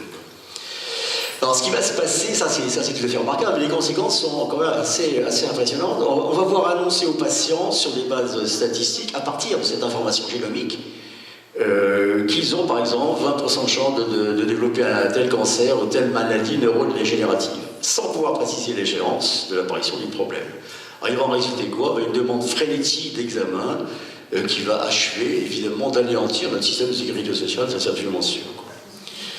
Donc une grande fracture génomique va se dessiner, et là, c'est-à-dire que tout le monde ne va pas être égal devant ce problème. Enfin, je pense que les générations futures, celles qui sont déjà là et qui vont bénéficier d'une sorte de contrat d'entretien du patrimoine génétique, débouchant donc sur les contrôles interminables et des thérapies coûteuses, pouvant générer une médecine à 2 vitesses, et peut-être une des prochaines grandes inégalités de notre histoire, sachant qu'au niveau inégalité, on n'est déjà pas mauvais, quoi. Alors d'autres problèmes se profilent pour le futur, plus graves. Alors l'homme donc va pouvoir s'adapter, modifier le cours de son destin, comme on l'a dit, en réécrivant son génome, en partie s'affranchir régler les problèmes de maladies génétiques. Mais, ça c'est un point qui n'est pas forcément bien connu, la réparation du génome ne concerne actuellement, tout ce que je viens de vous dire, je prends le cas particulier des enfants bulles, la réparation du génome ne concerne actuellement que les cellules somatiques, c'est-à-dire les cellules non reproductives, les cellules adultes, si vous voulez, et pas les cellules sexuelles. Ce qui veut dire qu'un patient traité transmettra sa maladie, et s'il progresse évidemment, transmettra sa maladie à sa descendance. C'est un énorme problème. Alors, c'est ce que disait Philippe, en sauvant les individus, la médecine permet à de nombreux gènes défavorables, des individus donc, qui seraient normalement éliminés, de continuer à être transmis. Elle contribue donc à ce qu'il a appelé la dégradation du génome, c'est indiscutable. Alors, pour régler ce problème, alors là, on arrive on rentre vraiment dans de la science difficile et surtout des problèmes d'éthique difficiles. La seule solution, alors là j'ai eu d'énormes problèmes dans cette conférence à un autre endroit, avec des gens qui refusaient cette idée. Pour régler ce problème, c'est tout simplement à l'embryon qu'il faut s'attaquer. Donc vous ne hurlez pas, c'est déjà bien. Alors, il faut s'attaquer à l'embryon, bien sûr, et non pas traiter l'adulte, quoi. Alors le dilemme est le suivant, ou bien on fait de l'eugénisme et on élimine l'embryon portant la maladie, on le fiche à la poubelle, ce qui se pratique déjà à très très très faible échelle en France, beaucoup plus dans d'autres pays, par l'intermédiaire de ce qu'on appelle le diagnostic préimplantatoire et la fécondation in vitro. Quand les couples ont des fortes probabilités de générer des pathologies géniques graves, on sélectionne les embryons qui n'ont pas cette pathologie. Et ensuite, on fait de la FIV. Alors la deuxième solution, c'est d'accepter l'idée de correction du génome au niveau embryonnaire, supprimant dès le départ la fameuse mutation pathogène. Alors, ça se fait, c'est là-dessus que j'ai eu une controverse énorme, ça se fait dans des pays qui n'ont pas signé la Convention d'Oviedo, laquelle convention interdit donc toute manipulation du génome. Ça se fait depuis au moins 15 ans en Chine. Les Chinois ont des projets très très précis là-dessus. Et ça se fait aux USA. Il y a une équipe de Portland là, qui vient de publier dans une des meilleures revues actuelles tout le travail qu'il a fait, qui a constitué à éradiquer donc un gène pathogène responsable potentiel d'une maladie cardiologique grave pour le futur bébé. Donc il décrit donc ça fonctionne, mais ça pose évidemment un nombre considérable de questions d'éthique, ça c'est certain. Pourrons-nous décider de modifier, améliorer, altérer notre descendance, choisir son sexe, sans menacer évidemment notre équilibre démographique? On sait ce que c'est qu'un problème d'équilibre démographique en Chine et également aux Indes. Alors, est-ce qu'on peut faire ça sans modifier profondément le sens même de la vie? C'est certain. Il y a vraiment un énorme problème. Pourquoi ne pas décider, comme dans la fiction de Huxley, Brave New World, ou dans le film Gattaca, de fabriquer des surhommes et des sous-hommes? Les sous-hommes étant au service des surhommes, si possible, quitte à risquer de créer un certain nombre de monstres, d'ailleurs, ce qui est le cas chez les Chinois actuellement. Alors, il y a un troisième problème, là on est en train de lister les petits problèmes qui sont potentiels, si vous voulez, dans ce type d'évolution des thérapies. Donc. Il y a un domaine d'étude qui va nécessairement se développer en relation avec celui de la génomique, c'est celui du vieillissement. Ça, c'est absolument inéluctable. L'homme vient au monde avec un génome qui en moyenne n'est pas trop altéré, sauf dans des cas d'hérédité lourde, mais ça ne dure pas. Ça ne dure pas plus de 80 ans en moyenne pour les femmes, un peu moins pour les hommes, je ne sais pas exactement. Et ça ne dure pas simplement parce que les interactions avec le milieu extérieur provoquent des mutations. Il y a aussi toute l'accumulation des mutations. Il y a une accumulation de mutations. Il y a aussi les erreurs de copie dans la division cellulaire. Tout ça provoque notre vieillissement. Bon, en fait, on dispose d'un système de maintenance de l'ADN qui permet de s'auto-réparer. Pour chacune de nos cellules a plusieurs systèmes d'auto-réparation. Mais ce système ne fonctionne bien, c'est ça qui est vraiment étonnant, que pendant la période durant laquelle on peut se reproduire. Une fois que vous ne pouvez plus vous reproduire, l'âge de la ménopause pour les femmes, pour les hommes c'est un peu moins simple. Eh bien, dès que l'ADN ne veut plus transmettre, les performances de ce système de réparation de l'ADN, donc il est responsable d'une part de vieillissement, les performances baissent. Les performances de ce système baissent. Et pour reprendre une expression de Hawkins, qui est un grand biologiste également, l'ADN est une molécule égoïste. C'est-à-dire qu'à ce stade de notre vie, elle refuse d'être réparée. Donc on ne sert plus à rien, si on ne peut pas se reproduire. La finalité étant la reproduction. Le vieillissement est là. Et toute la question qui va se poser est de savoir si une réécriture du génome permettrait de dépasser ce cadre de la sénescence et de la fin de la fertilité pour vivre plus longtemps. Alors, signalons que des études sur Elegans, qui est un petit ver comportant 1000 gènes, ont permis d'augmenter de 30% sa durée de vie par l'action sur 2 gènes, ODH1 et DAF2. Et qu'en 2017, un résultat analogue vient d'être obtenu sur des souris. Il faut que vous sachiez également que dans ce domaine du vieillissement, des milliards de dollars sont investis aux États-Unis par des gens qui refusent de vieillir, qui ont beaucoup d'argent. Donc c'est un domaine qui va se développer, qui va nécessairement se développer. Enfin, un dernier axe d'investigation va se dessiner, c'est certain, associé à des préoccupations de type eugénique, c'est-à-dire de sortir le meilleur. C'est celui des sciences cognitives et de ses connexions avec la génomique. Alors l'un des premiers domaines qui va être développé sera celui des capacités cognitives de l'être humain et celui aussi des maladies neurologiques, bien sûr.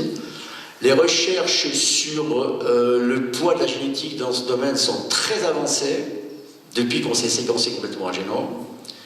Une étude de la revue Cell, qui est une revue extrêmement sérieuse, une étude de 2012, montre que le gène SRGAP2, oubliez son nom, permet chez l'homme une augmentation considérable, chez l'homme, je dis bien chez l'homme, des connexions nerveuses dans le cortex néofrontal, qui est vraiment un élément essentiel de nos capacités de réflexion et de décision.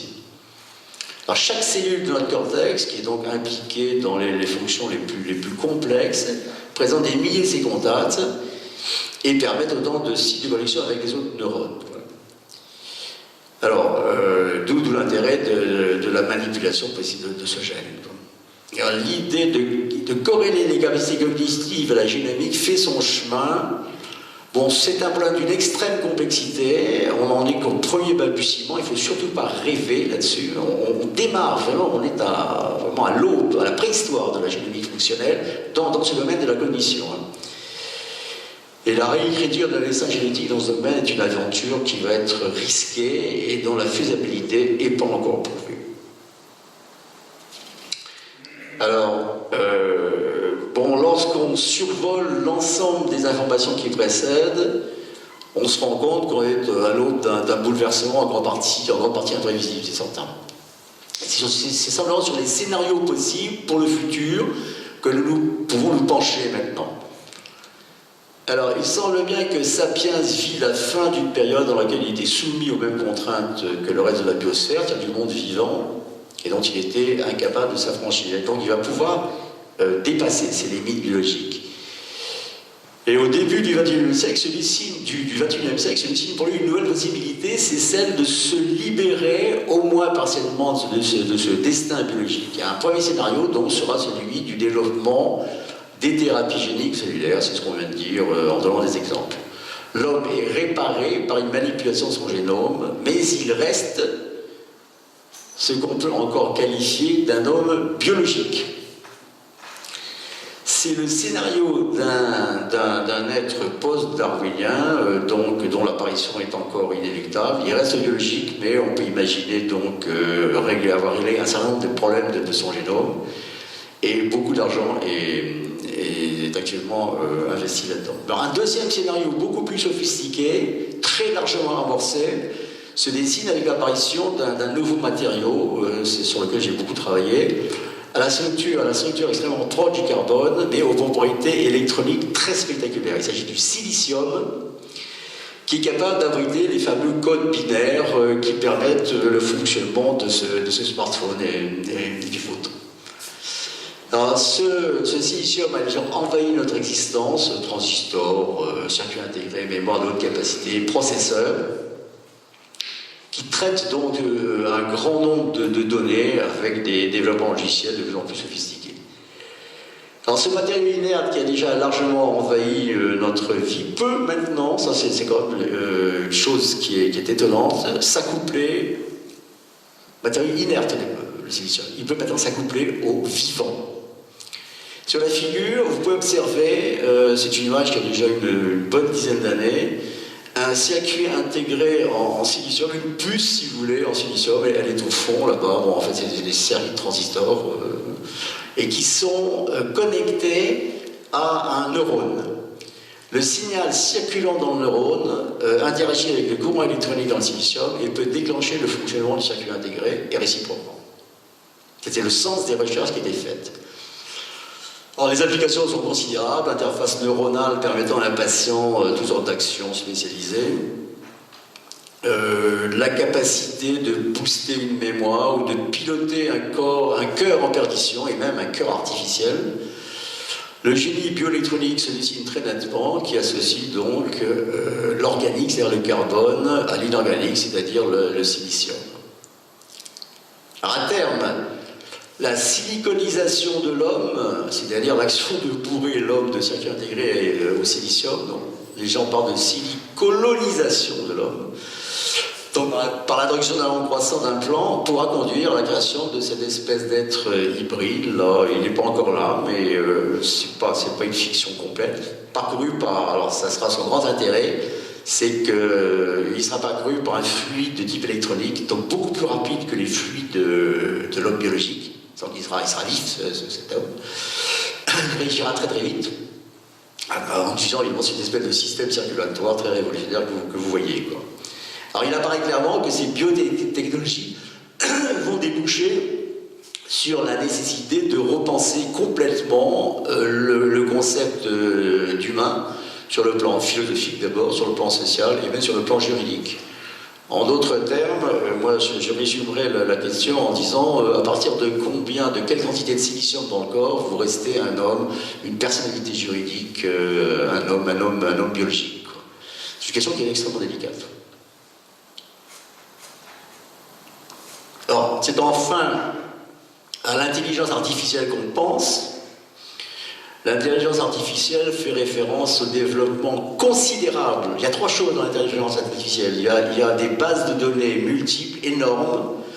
Il y a des programmes informatiques très sophistiqués et il y a des circuits électroniques de plus en plus rapides permettant à une machine de produire des processus mentaux de haut niveau comme l'apprentissage perceptuel, les systèmes de biométrie très utilisés par les Chinois actuellement, de reconnaissance de visage, se développent énormément, l'organisation de la mémoire, le raisonnement, certains raisonnements logiques en tout cas, et même la prise de décision, certaines prises de décision, moins faut-il l'espérer.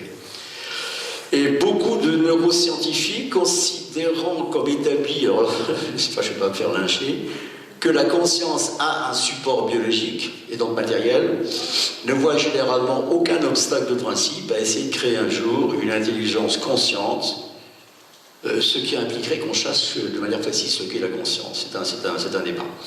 Donc une intelligence consciente sur un support matériel, donc qui serait développée sur un support matériel non biologique, par exemple un support en silicium.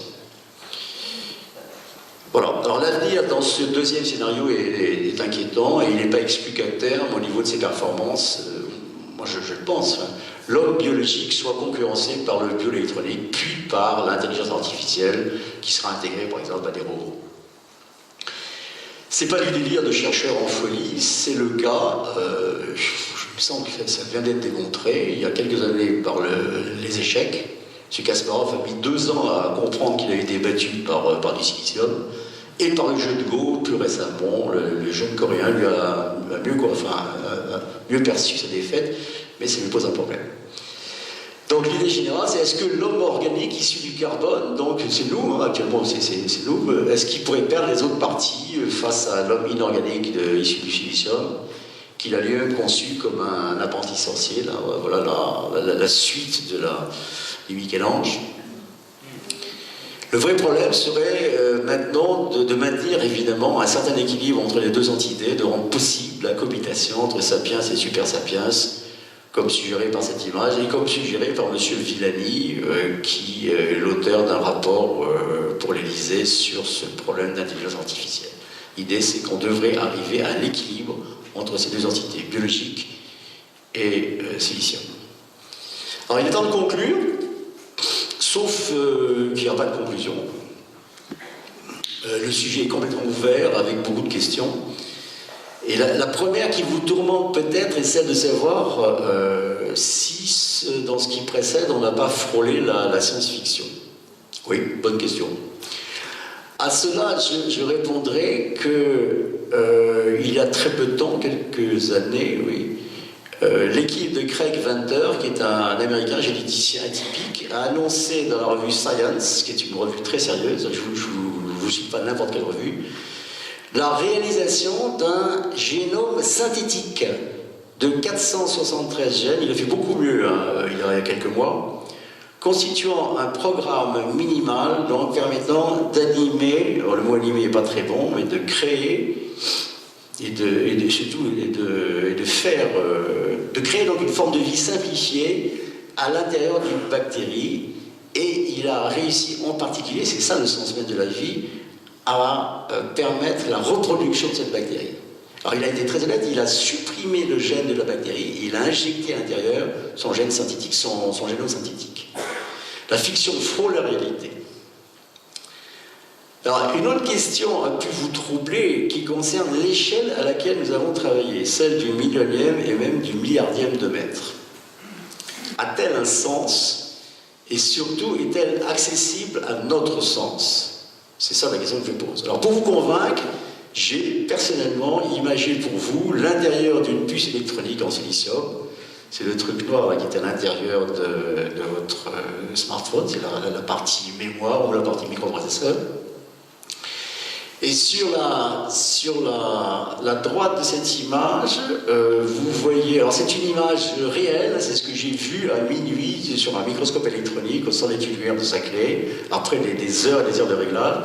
C'est donc pas une photo d'artiste, c'est pas quelqu'un qui a mis des points comme ça, c'est vraiment le résultat d'une expérimentation assez compliquée, à l'époque du moins, ça s'est simplifié. Donc les atomes que vous voyez là, les points blancs, vous voyez, sont séparés les uns des autres d'une distance qui est de l'ordre du milliardième de mètre. Donc j'ai vu le milliardième de mètre, j'atteste et je peux en discuter avec vous si vous ne me croyez pas. Par contre, donc c'est du silicium, hein, on peut faire la même chose avec du carbone, on peut faire la même chose avec des tas d'autres matériaux. Ce qui est intéressant de remarquer, c'est qu'il y a des zones de l'image où des imperfections apparaissent. Vous voyez que là, les colonnes d'atomes ont tourné. Il y a des endroits où elles ont glissé les unes par rapport aux autres. Ici, il y a ce qu'on appelle un défaut énorme aussi. Ce que je veux dire par là, c'est qu'à cette échelle, donc, la matière, la réalité est bourrée de défauts, exactement comme l'était la réalité du monde vivant dans ce que je vous ai montré précédemment. Donc, à cette échelle, le monde est très très loin de la perfection. À toutes les échelles, d'ailleurs, je pense qu'il est loin de la perfection. Voilà. Et enfin, pour vous convaincre que je ne rêve pas sur le vivant, voilà une molécule d'ADN, donc, qui est imagée, mais ça c'est pas du tout moi qui ai fait ça, par une autre technique de microscopie, ADN dans laquelle on voit les deux points qui se replient au bout, c'est une expérience un peu particulière. La distance entre les mains, je rappelle, 2 milliardièmes de mètre. Alors, en songeant à tout ce qui précède et touchant au caractère quand même assez miraculeux de la vie biologique, j'ai un peu le sentiment d'avoir frôlé l'hérésie. L'avoir frôlé en suggérant l'idée de modifier son cours naturel. Et je sens flotter autour de moi comme une odeur de bûcher moyenâgeux. Mais j'insiste sur le fait qu'il y a, dans ce que je vous ai fait passer, enfin, ce que j'espère vous avoir fait passer, il n'y a pas de message transhumaniste. Il y a simplement, il n'y a aucune volonté de soumettre de ma part la vie biologique au totalitarisme des biotechnologies. C'est pas du tout ça. Je me suis contenté de réfléchir à partir de l'état de l'art, si on peut appeler ça un art, enfin, l'état d'aboutissement de la recherche dans ce domaine. Je vous ai donc, j'ai cherché à vous faire réfléchir sur ce qui est possible, sinon probable. Sachant d'ailleurs qu'aucun comité d'éthique ni aucun gouvernement ne pourra dans le futur empêcher des expérimentations plus ou moins hasardeuses du type de celles dont je vais parler déjà. La Chine et les États-Unis, dans ce domaine, n'ont aucun état d'âme sur l'éthique qui est derrière ces expérimentations, particulièrement dans les manipulations sur le génome. Alors ainsi s'achève ce que je pense plutôt être un hommage à la vie initialisée par les atomes de carbone, oxygène, hydrogène, etc., à sa survie, devrais-je dire, puisqu'il est fondamentalement question de réparer, de réécrire, de transformer peut-être, de reconstruire. Hommage au cours duquel nous avons rencontré ces gènes à la finalité absolument implacable qui est celle de se reproduire. Ces gènes qui dissimulent à l'échelle moléculaire, à l'échelle du milliardième de mètre, dans un alphabet de 4 lettres, une partie de notre destin, une partie très forte de notre destin. Dans la tradition hébraïque déjà évoquée, le rabbin transmet l'esprit en gravant sur le front de la créature inerte le mot émet, qui signifie la connaissance. C'est ce qu'on a dit au début. Mais il a aussi ce pouvoir absolument exorbitant d'en effacer le E, transformant le mot en met, qui signifie l'anéantissement. Donc, dans cette tradition, un code sacré permet de jouer avec le devenir de la créature. Quant aux sorciers modernes du bistouri électronique, jusqu'où seront-ils autorisés à jouer avec l'alphabet de la vie, à réécrire notre génome, à reconstruire l'homme face aux autres sorciers du monde électronique et numérique? La question est ouverte. Nous attendons vos questions. Merci beaucoup.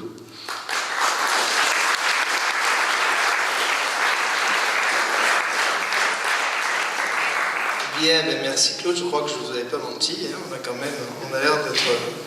On se sent un peu moins stupide hein, après ce discours.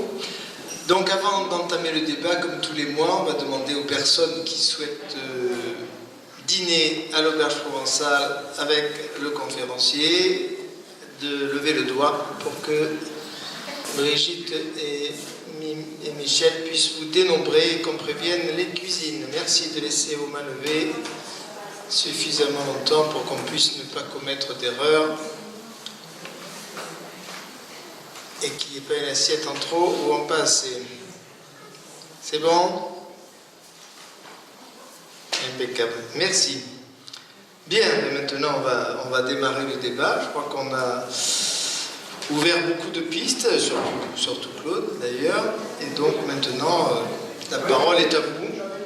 J'arrive, monsieur, j'arrive, j'essaye de ne pas m'emmêler avec le... Tiens, voilà, monsieur, le micro est à vous. Merci. Oui, vous avez parlé tout à l'heure, au fond, d'améliorer l'intelligence humaine par des moyens techniques. Or, ces moyens techniques sont basés sur de la logique, de la pure logique. Et quand vous parlez d'intelligence, il y a une ambiguïté. Par exemple, Michel-Ange, Mozart ont une forme d'intelligence telle qu'on n'imagine pas aujourd'hui qu'un système électronique, aussi performant soit-il, puisse égaler le caractère artistique et irrationnel de l'humain. Ça, je pense qu'il y avait peut-être une question de définition du terme intelligence.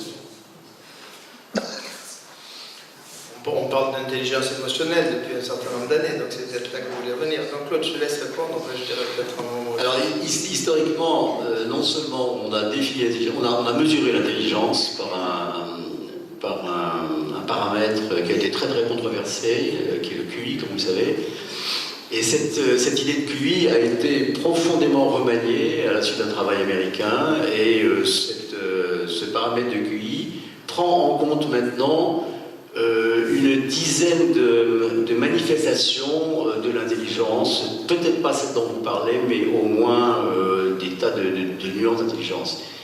Et la manipulation génétique alors, sur l'intelligence, pour revenir donc directement à notre question, est quelque chose qui est extrêmement flou dans l'état actuel des choses. Elle fascine les Chinois. Les Chinois sont convaincus qu'ils vont créer des petits Chinois. Il y en a déjà pas mal de petits Chinois, mais des petits Chinois améliorés. Et ils ont des programmes de recherche dans lesquels ils ont vraiment ciblé la capacité de travail de ces gens qui veulent fabriquer. Ils envisagent même très très sérieusement dans des évaluations génétiques sur les embryons pour arriver à ce type de résultats.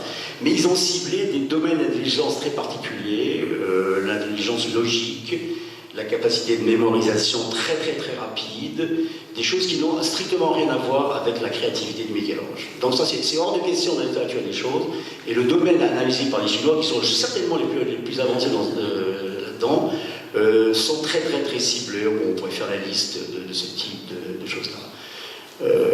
Est-ce que battre un humain au jeu de Go fait preuve d'une intelligence particulièrement élevée? C'est une question qu'on pourrait se poser. C'est un domaine d'intelligence particulier qui est complètement d'accord avec vous. Et les gens qui ont créé Deep Blue, qui ont créé donc les robots du jeu de Go, sont des gens qui ont complètement travaillé un type d'intelligence donnée. Et le résultat étant en fait basé sur des bases, des banques de données absolument phénoménales. Le robot a digéré toutes les situations possibles des échecs et des jeux de Go, mais ensuite, par un mécanisme qui est très à la mode, qu'on appelle le deep learning, il a été capable de prendre des décisions à partir de ces données. Je ne vais pas vous en dire beaucoup plus, et c'est un domaine qui est vraiment balbutiant, on est vraiment très...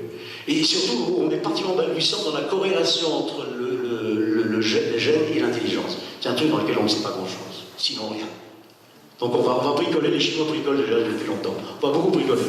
Par contre, les Américains, eux, leur rêve, c'est de fabriquer de l'intelligence très particulière. Ils veulent absolument fabriquer un soldat, parce qu'ils ont de gros problèmes avec leur opinion publique. Et on ne peut plus tuer du carbone maintenant, la vie du soldat américain est vraiment très chère.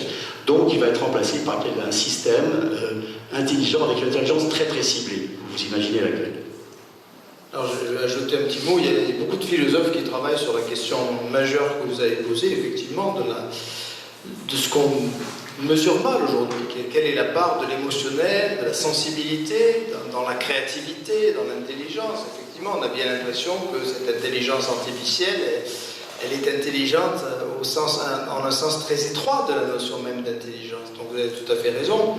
Et là, on est devant un chantier considérable, parce qu'on a longtemps sous-estimé, parce qu'au fond aussi, c'est un peu ce que je montrais tout à l'heure en évoquant le fameux bouquin de Thibon Cornillo qui m'avait autant marqué. C'est peut-être parce qu'il y a une occidentalisation du monde, et qu'en Occident, on a développé une vision excessivement rationaliste peut-être de l'intelligence, cartésienne, et je me suis beaucoup attaqué à Descartes bien souvent, je l'ai fait sur l'esplanade de la Garde cet été. Donc c'est peut-être pour ces raisons-là qu'aujourd'hui d'autres ont pris le relais, mais ils accentuent et ils dramatisent peut-être nos propres imperfections. Voilà. Donc ça c'est un grand débat, vous avez tout à fait raison de développer ça. Quelle est la part de l'émotionnel, de la sensibilité, dans l'invention, dans la créativité? On est très ignorant sur ce plan, on est extrêmement ignorant. Mais jusqu'à preuve du contraire, on est très très loin de pouvoir donner à nos machines quelque chose qui ressemblerait même de très très loin à notre sensibilité ou à nos émotions. Voilà. Moi je cite souvent un film qui n'était pas du tout génial, je crois que c'est le plus grand bide au niveau financier de l'histoire du cinéma. C'est le film Star Trek, pas la série Star Trek, le film Star Trek. Vous connaissez l'histoire de Star Trek, on envoie donc, c'est une histoire réelle, hein, on envoie un satellite avec des gravures, ça c'est réel, qui quitte le système solaire et puis qui va très très loin, très très loin, très très loin. Et ce satellite, il arrive dans un endroit, dans une planète où il y a seulement des robots, il n'y a plus de vie, il n'y a que de l'intelligence artificielle. Et les extraterrestres, qui sont des machines, sont très intrigués par ce petit satellite intelligent, d'une certaine manière, et ils décident de retrouver le créateur de ce robot, c'est-à-dire les humains. Hein. Donc un énorme vaisseau arrive en direction de la planète Terre, ce qui fait un émoi considérable chez les terriens, et une équipe de terriens va se rendre sur ce vaisseau. Et là, il se passe quelque chose. Le film n'est pas bon. Moi, je ne vous invite pas à voir ce film. Il est plutôt nul. Hein. Il mérite d'avoir été un grand bide. Mais il y a une scène qui est quand même extraordinaire dans ce film, qui m'a marqué à vie. C'est pour ça que je vous le raconte. Hein. C'est un souvenir qui a 30 ans, ce que je vous dis. Les terriens vont donc se mettre à dialoguer avec cette super intelligence qui vient de l'au-delà de l'infini, et cette intelligence se rend compte à un moment donné qu'il lui manque cette émotion ou cette sensibilité que possèdent les humains et qu'elle ne possède pas. Et ça pose un problème métaphysique absolument gigantesque. Est-ce qu'un jour, une machine intelligente pourra s'apercevoir qu'il lui manque quelque chose qui s'appelle l'émotion, la sensibilité? Je vous livre cette question.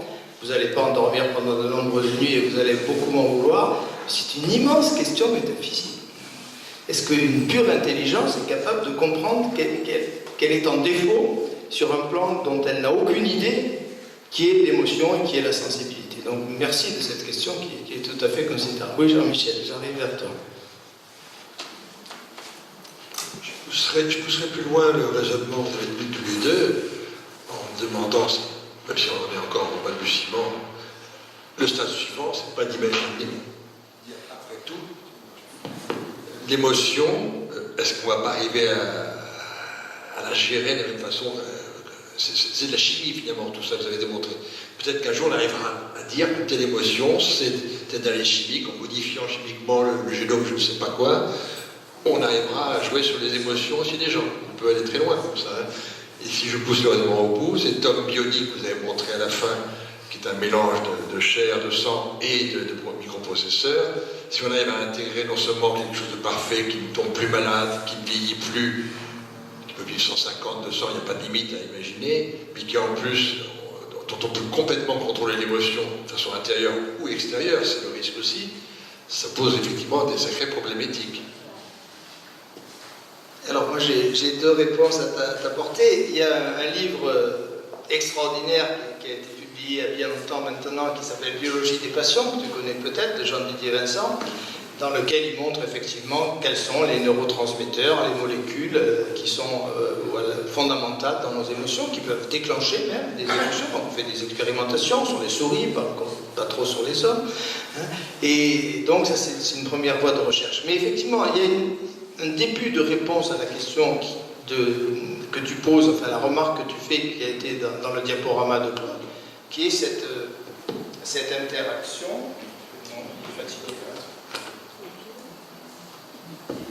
Cette interaction entre le neurone et le silicium, effectivement. À ce moment-là, il est peut-être imprudent de dire aujourd'hui, comme je me suis hasardé à le dire tout à l'heure, que nos machines n'auront jamais de sensibilité ou d'émotion. C'est peut-être imprudent. C'est peut-être imprudent si on accepte l'idée que, au fond, tout est chimique et que nos émotions elles-mêmes sont chimiques. Alors, chez Jean-Didier Vincent, il y avait un truc extraordinaire sur lequel j'ai beaucoup fait rire mes élèves pendant de longues années.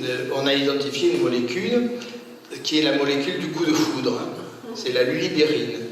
La lulibérine, donc si on fait des injections de lulibérine chez des rats, ils sautent sur tout ce qui bouge, ils tombent amoureux de la première souris qui passe. Et Jean-Didier Vincent ironise et dit à un moment donné, peut-être que dans 50 ans ou un siècle, quand on éprouvera un coup de foudre, on ira vers la femme qui nous séduit en disant, non pas je suis tombé amoureux, mais figurez-vous que mon taux de lulibérine est en train de grimper dans mon hypothalamus. Bon, ça manque un peu de poésie, hein, c'est certain. Mais ça va un peu dans ça. Alors Claude a certainement quelque chose à nous dire aussi à ce niveau-là. Alors, moi, j'ai le souvenir d'un extraordinaire film de Kubrick, qui malheureusement est un film un peu lent. 2001, oui. Chef-d'œuvre absolu. Chef-d'œuvre absolu, ça, oui. Très, très prémonitoire, oui. Et vous parlez d'émotion du monde artificiel. Il y a un des plus beaux personnages de ce film, c'est le robot, il s'appelle, je ne sais plus comment il s'appelle. Ouais. Et il est programmé, j'imagine qu'il est programmé pour aller sur Jupiter, et tout d'un coup, l'équipage se rend compte qu'il dévie lentement mais sûrement la trajectoire vers Jupiter. Alors, est-ce qu'il le fait? Est-ce que c'est une erreur technique ou est-ce qu'il s'est voulu? Est-ce qu'il n'est pas en train de prendre la commande du vaisseau? J'en sais rien. Par contre, la scène que je trouve la plus émouvante, et on est dans le domaine vraiment de l'émotion, c'est la scène où le robot s'exprime avec une voix un peu plaintive, une voix bourrée d'émotions, et il explique j'ai fait une erreur, mais je vais déjà beaucoup mieux. C'est incroyable d'entendre un robot faire ça. Bon, c'est Kubrick qui a inventé ça. Mais c'est tellement vivant qu'on peut se poser des questions. Comme l'émotion, c'est de la chimie, effectivement. L'attraction sur la personne, c'est de la biochimie. Hein. C'est un peu terrible de dire ça. Et l'émotion est encore plus grande à la fin quand on commence à le débrancher. Et alors, c'est à ce moment-là que l'équipage cherche à le débrancher. Et l'un, il est à la limite presque furieux. Il est surtout ne me débranchez pas. Enfin, il est presque plus humain que les cosmonautes qui le débranchent. Donc, au moins, dans l'esprit de Kubrick, ce que vous dites existe. Et c'est vraiment un film extraordinairement prémonitoire. Il a une conscience, en tout cas, ce robot. Bon, on pourrait parler de ce que c'est que la conscience de l'homme et du robot, mais il a la conscience d'exister, en tout cas. Et de conscience que sa mort approche. Qu'est-ce que c'est que la conscience, sinon d'abord celle de sa finitude, quoi. Donc, voilà. Puis là, ce robot-là, en tout cas. Comment, je ne sais pas. Je ne sais pas. Je peux pas vous dire. Et à la fin du film, dans la version française, il chante au clair de la lune, et là j'ai pleuré à chaudes larmes. J'en suis pas remis encore de cette scène. Oui.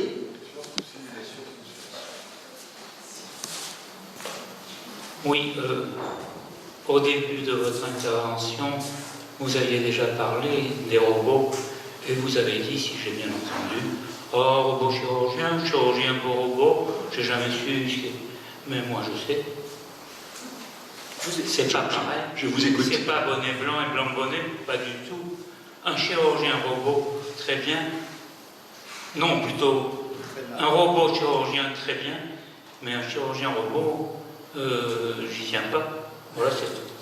À propos, alors, regardez, je ne faisais aucune hypothèse sur l'exemple de deux types. Je ne savais pas si un robot manipulé par un chirurgien, ce qui est le cas actuel des choses, se qualifiait de chirurgien robot, de robot chirurgien, c'est tout. il faut lui téléphoner. Pardon? Il faut lui téléphoner. Oui, je peux tout à fait faire ça. Alors, puisque j'ai la parole, une demi-seconde, la photo que je vais sous les yeux, en haut et en bas, c'est pas pareil.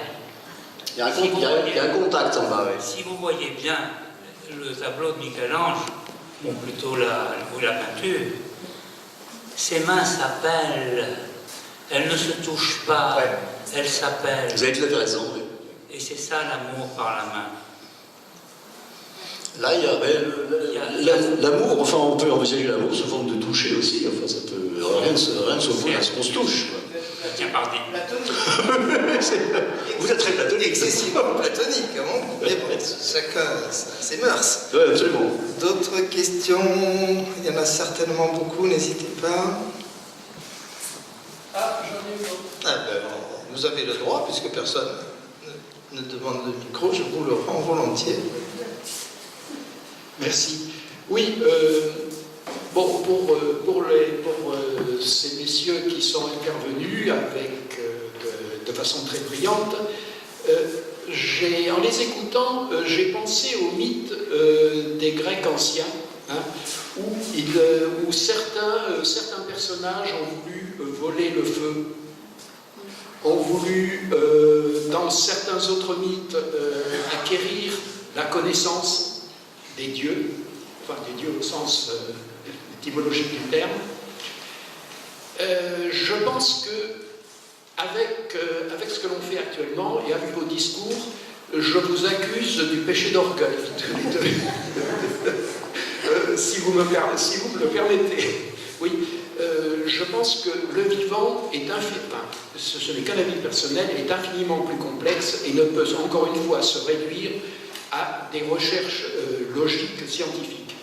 Et je pense qu'on a encore beaucoup de surprises et beaucoup de chemins, et ceux qui crient trop vite au triomphalisme, on le voit à travers la planète, hein, parce que le vivant, il n'y a pas que l'homme, ça va du virus en passant par les végétaux, et on voit quand même un certain nombre de problèmes qui se posent et qu'on n'est pas capable de maîtriser.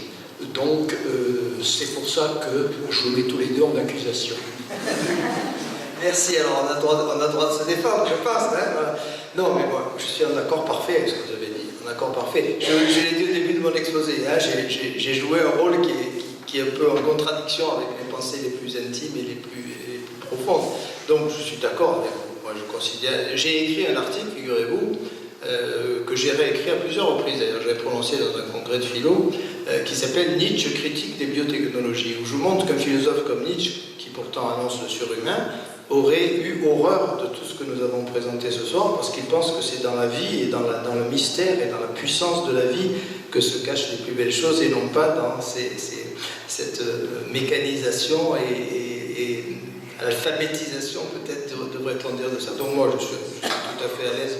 Je ne me sens pas accusé, donc c'est pour ça que j'ai tort de dire que je réponds. Je ne me sens pas accusé du tout. Claude, peut-être un peu, je ne sais pas, Claude, tu te sens accusé par ça? Défends-toi, toi aussi. Hein.